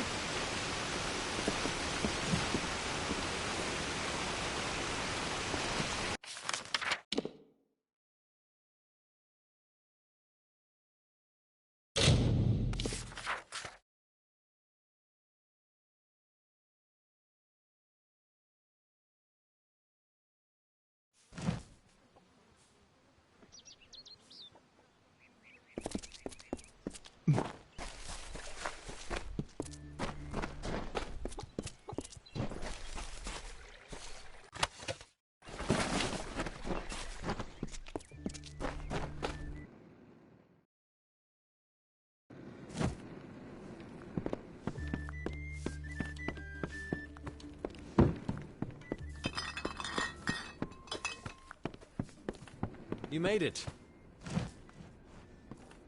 You're back. I was so worried that the Fae had taken out the revenge on you. As usual, I was wrong. The Fae has recovered, thanks to your potion. In fact, she wishes to stay in the village for the next several weeks as she recovers. Goreheart will be a new community, a place of compassion, and it's thanks to you. Please, take my sword and buckler. They will serve you well, as they have served me.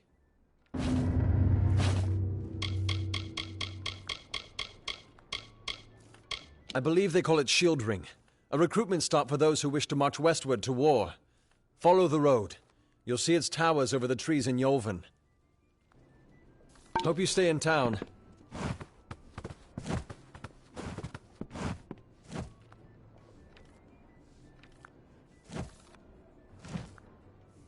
Greetings, stranger.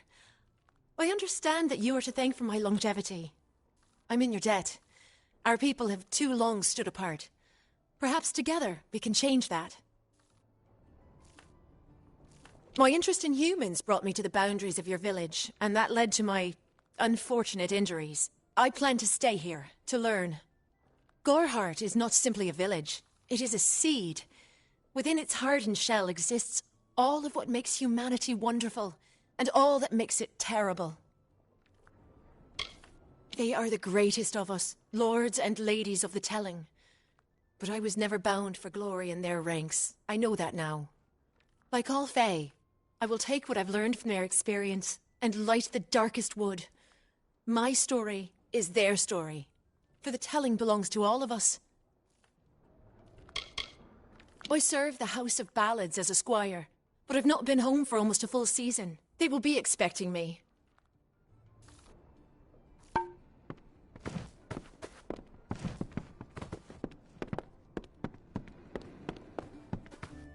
Hello.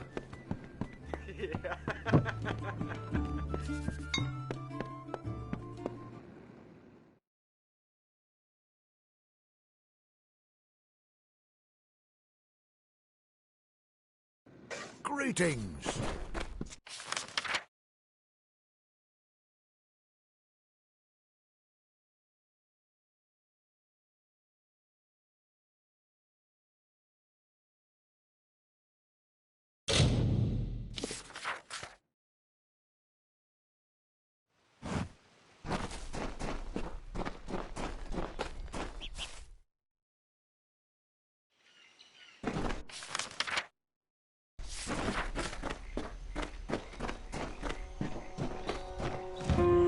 Sir Sagrel was a clever rogue of great and merry cheer. Oh, come and listen to the song of he who had no fear, of he who we hold dear.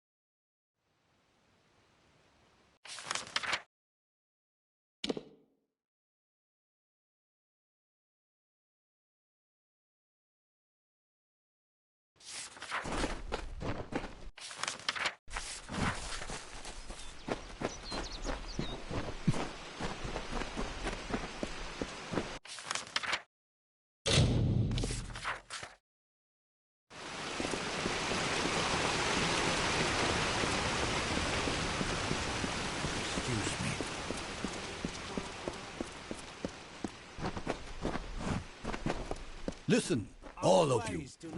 As you've clearly heard, a rare vacancy has occurred in the House of Ballads. There has been an event, a great twist in the narrative of our kind. Sir Sagril has fallen. Sagril, slayer of Ozigan, defender of the crown of Haxi, has been defeated. A death in the House of Ballads gives an opportunity, a chance for one hero to join the ranks of the greatest champions in fey-telling. Olain, Creth, Wenson the Bold. Do any of you, have the courage to pass the confirmation? If you do, your adventures will be sung to the heavens for all eternity.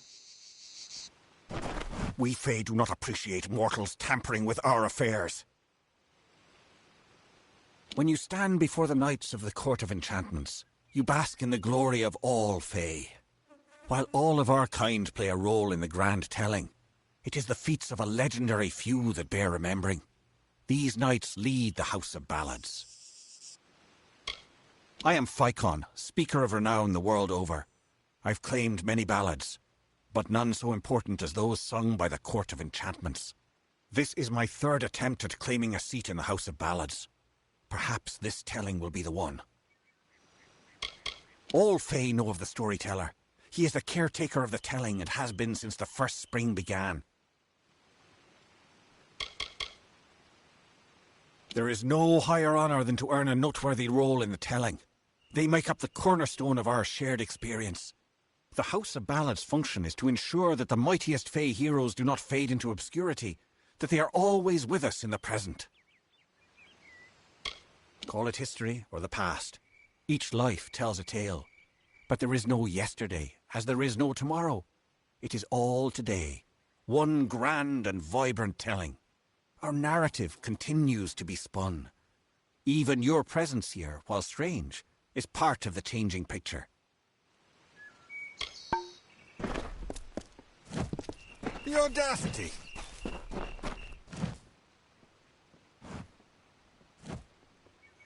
This does not concern you, mortal. You would not, could not, understand. One of our most beloved heroes has fallen. Sir Sagril's passing leaves his legend in peril. A seat in the House of Ballads cannot remain empty, lest the great stories end. And that must never happen. We are the collectors of tales, the warriors of lore, the most respected of all Summer Court heroes. Our deeds are known across the Fey lands. Our great knights, Wenson the Bold, Eomer the Pure, Olain the Kind, are destined to repeat their quests for all eternity, that no Fey may ever forget.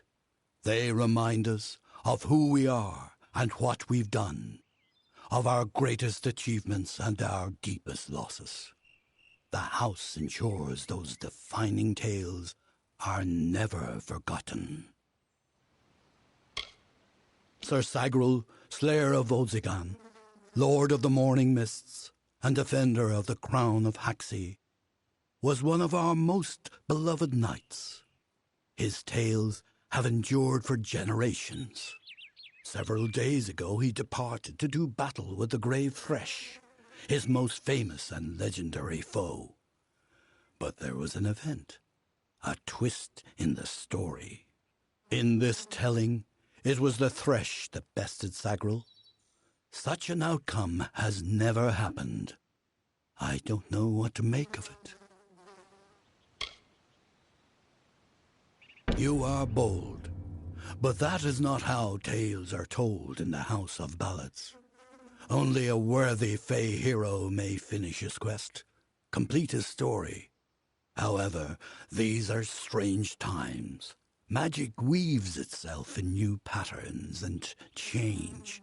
It is the one thing with which we Fey have no experience. If you so choose, join the other pledges.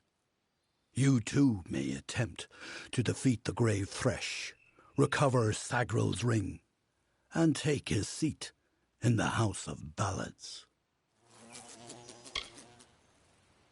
It is a popular tale, featuring the summer court's most treasured rogue. One afternoon, Sagrel, his head sleepy with wine and dreams of women, awoke to a terrible roar. The treacherous maid of Windermere, villain of the House of Ballads, was summoning forth a beast from beneath the earth. She wished to send it against Wenson himself. When the maid departed, Sagrel tread into the beast's lair and killed it, only to realize that it was simply the first of many deadlier enemies. What a song! We are the soldiers of summer, the guardians of the light of spring. When our cousins in the winter court celebrate the darkening of the skies, we revel in the dawn. However, our cycle is changing. Everyone has noticed the fires on the sea, the monsters in the east, and the whispers on the lips. The summer court is in decline. For many seasons, the court of winter ruled alongside us as allies. There is no spring without the cool decay of autumn, no bright summer without the snow. Yet, even as our power wanes, theirs is mysteriously on the rise. Surely you have felt it. I am Hallam the White, seeker of the Stone of Val, Baron of the Drowned Forest, slayer of Argoth the Mighty, and Chamberlain to the House of Ballads. Many in the House of Ballads call me the Storyteller, for I watch over the summer court's anthology of experience. The lair of the Thresh is east of this great house, in the hollow of Gorgwath. In the evenings after dark, you can hear its disturbed slumber. The cries are unsettling. Go now, and make the song.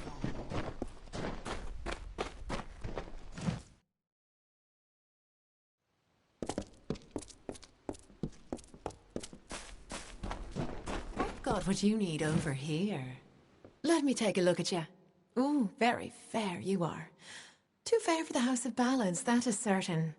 I tend to enjoy the company of mortals. So fleshy. I'm Ilova, instructor in the persuasive arts. That includes seduction, but you probably guessed that. I was brought here by Ferrara himself. Forbidden love can lead you in the strangest of directions. Here I am at the House of Ballads, and I won't even hold a sword. Care to be my squire? Intense relationships they are. Very intense. Many moonlit evenings are expected. The ballads sing of her as a winter court witch, and that she wishes to wither the summer. Me, I believe her affections for Wenson are quite real. I've met him, I know. I can make almost anyone do almost anything. Don't believe me? Ask one of my many admirers. I'm willing to make you privy to my secrets. For a price. Come back soon. Hello?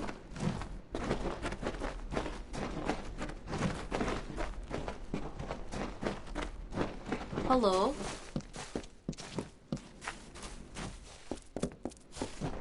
I've got what you need over here.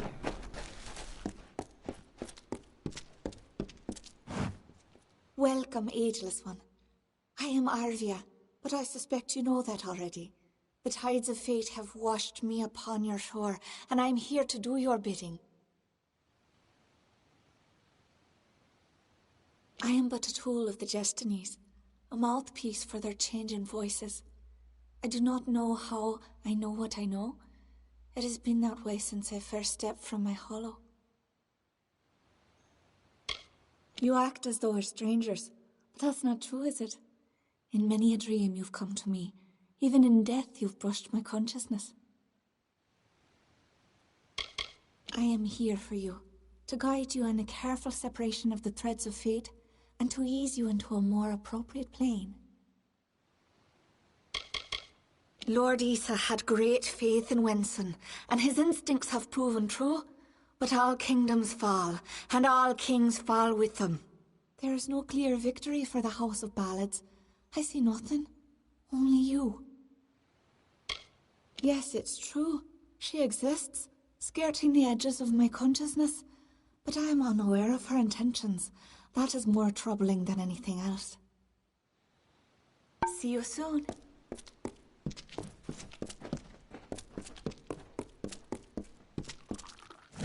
Welcome. You've come to the right place, my friend. Yes, you have. This is where all the grandest questing goes on. Right in this bottle. Hey, old Ukabal will teach you everything you need to know about alchemy. Pinch of this, drop of that. Not much to it, really. Tell me what you need and I'll see to it you get a bottle. That is, unless I've consumed it all in a fit of fancy. Care to learn? I can hardly discern one of you creatures from another. I mean no offense, of course. I simply don't care. Dig for the rumors elsewhere, my friend. I really don't remember how I came to be here. So long as no one tells me to leave, I'll carry on, spinning my own song long after everyone else is gone. It was nice talking.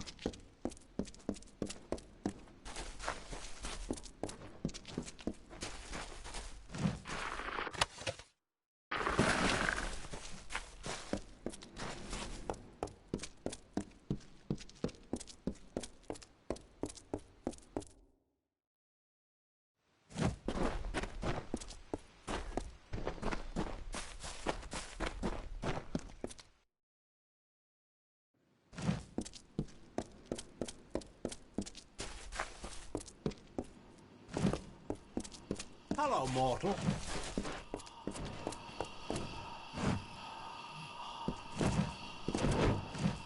Good day. How can I help you? You are the mortal I've been hearing about. How dare they say you're meek? Why, to me, you look as fierce as a troll. The songs of the House of Ballads are not simply stories. They are part of the magic that unites us all, summer and winter alike. They move through us like the seasons. There are some who believe our time of glory is on the decline, that our ballads will fade into mortal history like whispers. I say, never underestimate a good story. I can help you with any gems or shards. Speak to them on your behalf. 'Tisn't as hard as you might think. Unless they're stubborn, of course. My telling is not one of battle and bravery, but of binding. I served Wenson himself back when the great ballads were new. We did not sing them then. We lived them. Farewell, my friend. You do not belong here, mortal. Gorhart is the place for you. Greetings. I am Gleonor, also known as the Antiquarian. What does a child of dust require of me? All of us in the Western Feylands are subjects of High King Tatarian. Our presence maintains the natural balance, bringing the green of spring at winter's end. We are the story that is told in every age, with different words, but the same meanings. We are the blazing summer and the brooding winter, forever following one another. We are, as we have always been and shall ever be, no more and no less. As Antiquarian, I'm keenly aware of the lesser ballads in Fey telling, and do my best to ensure that they're not lost in the wide river of time. I'm Keeper of the Echo Stone here in the House of Ballads. It has only come to us recently, but I find its purpose most fascinating. It is a new relic crafted by several of our most attuned Fey mages. Usually the notion of new repels me, but in this case, I can't help but feel a spark of curiosity. The Echo Stone can be used like a lore stone to experience past narratives, stories that have long since left the lips of their tellers. However, one can only use the Echo Stone if he has the right matching cairn, a magical key devised by Hallam the White himself. Every creature has its story, the wake it leaves behind in its travel. That is a telling. It is a narrative of defeats and victories that give every life meaning. Our Fey telling goes on from creation deep into the hidden end. Until then, we celebrate the small songs, the ones that celebrate the spring in which we find ourselves. For you, tales are naught but a reminder of your inevitable decline. But for the Fae, our tales are eternal reminders of our truest selves. Here we celebrate the very heart of our kind. The greatest of our tales, reborn and relived. His wisdom is above us all, even the lords and ladies of the House of Ballads. The High King guides us in all the grand telling of the Fae. The role of the storyteller is the most important to the Fae in the Court of Summer. He watches the telling as it unfolds. His gaze is not on one ballad, but all of them. Sing your song.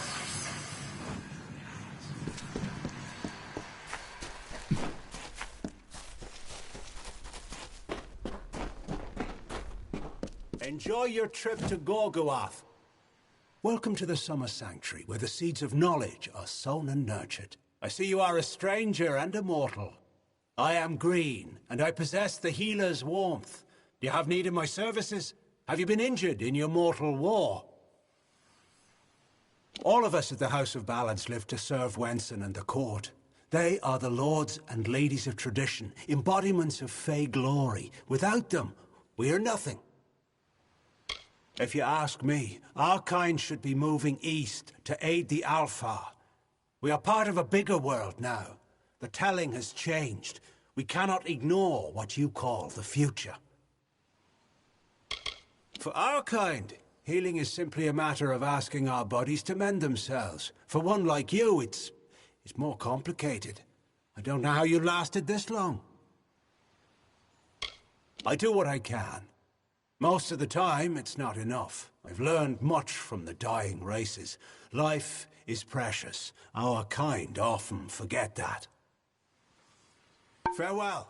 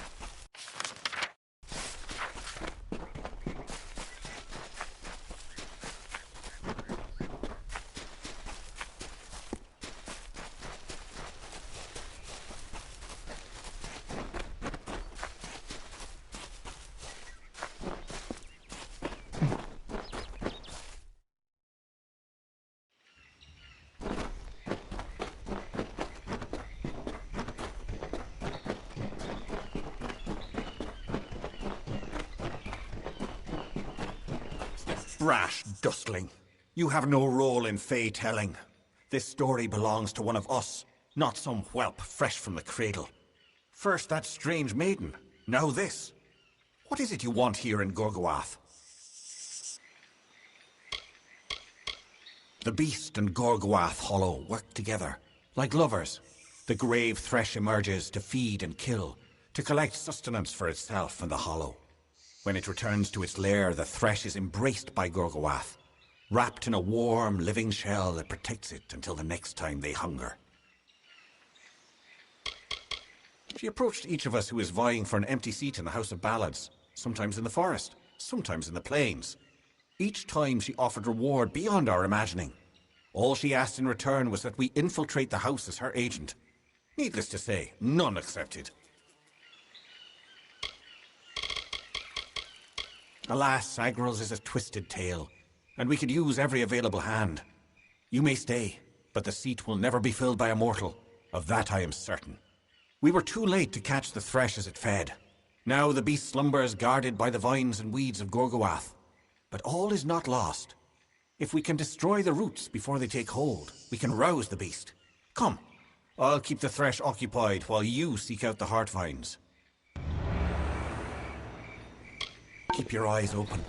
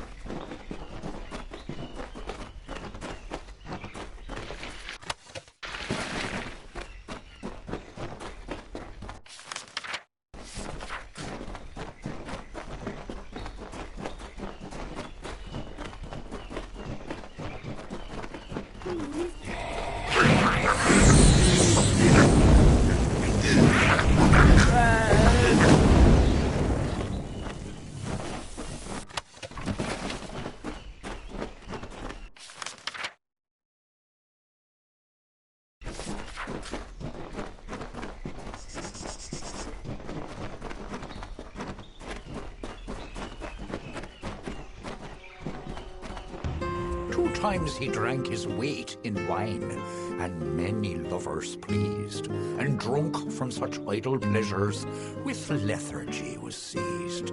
On beds of grass he eased.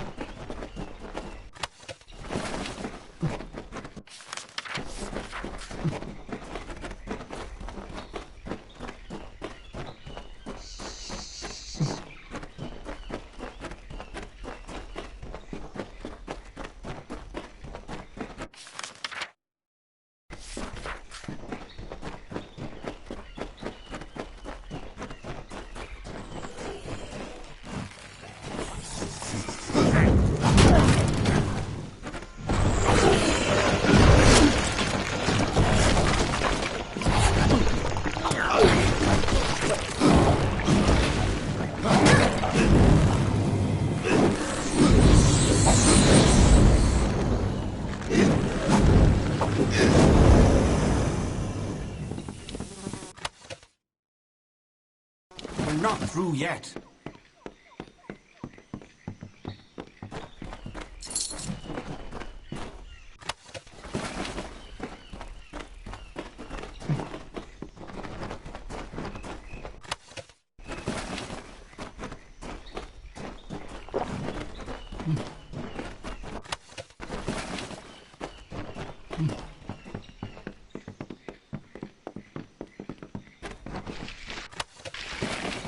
Something feels wrong in this place.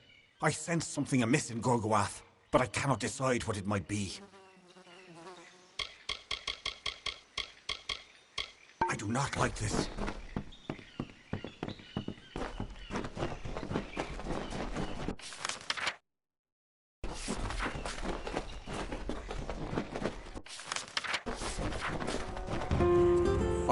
Sound and fearsome roar awoke our hero from his rest. The maid of Windermere had called the grave thresh from its nest to have at her behest.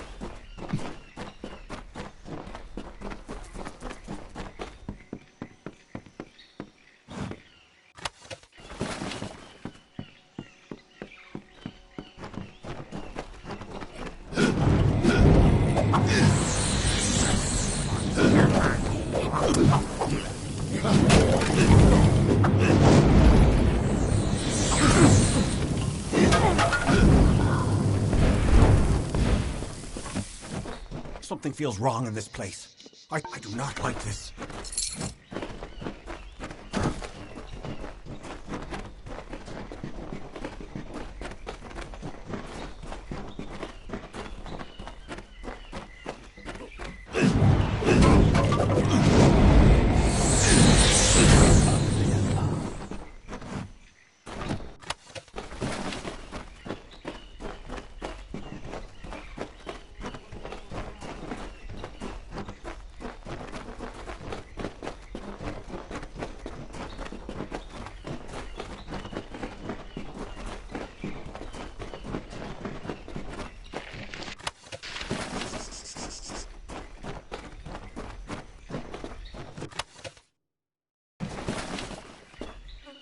How can this be? Sir Sagrel dead? I do not understand. Such a tragedy has never occurred in this song. Not in all the seasons of the telling. At the end of this ballad, Sagrel defeats the Grave Thresh. He is victorious. I don't know how, but someone has changed the song of Sir Sagrel. Listen. We are not alone. I do not like this.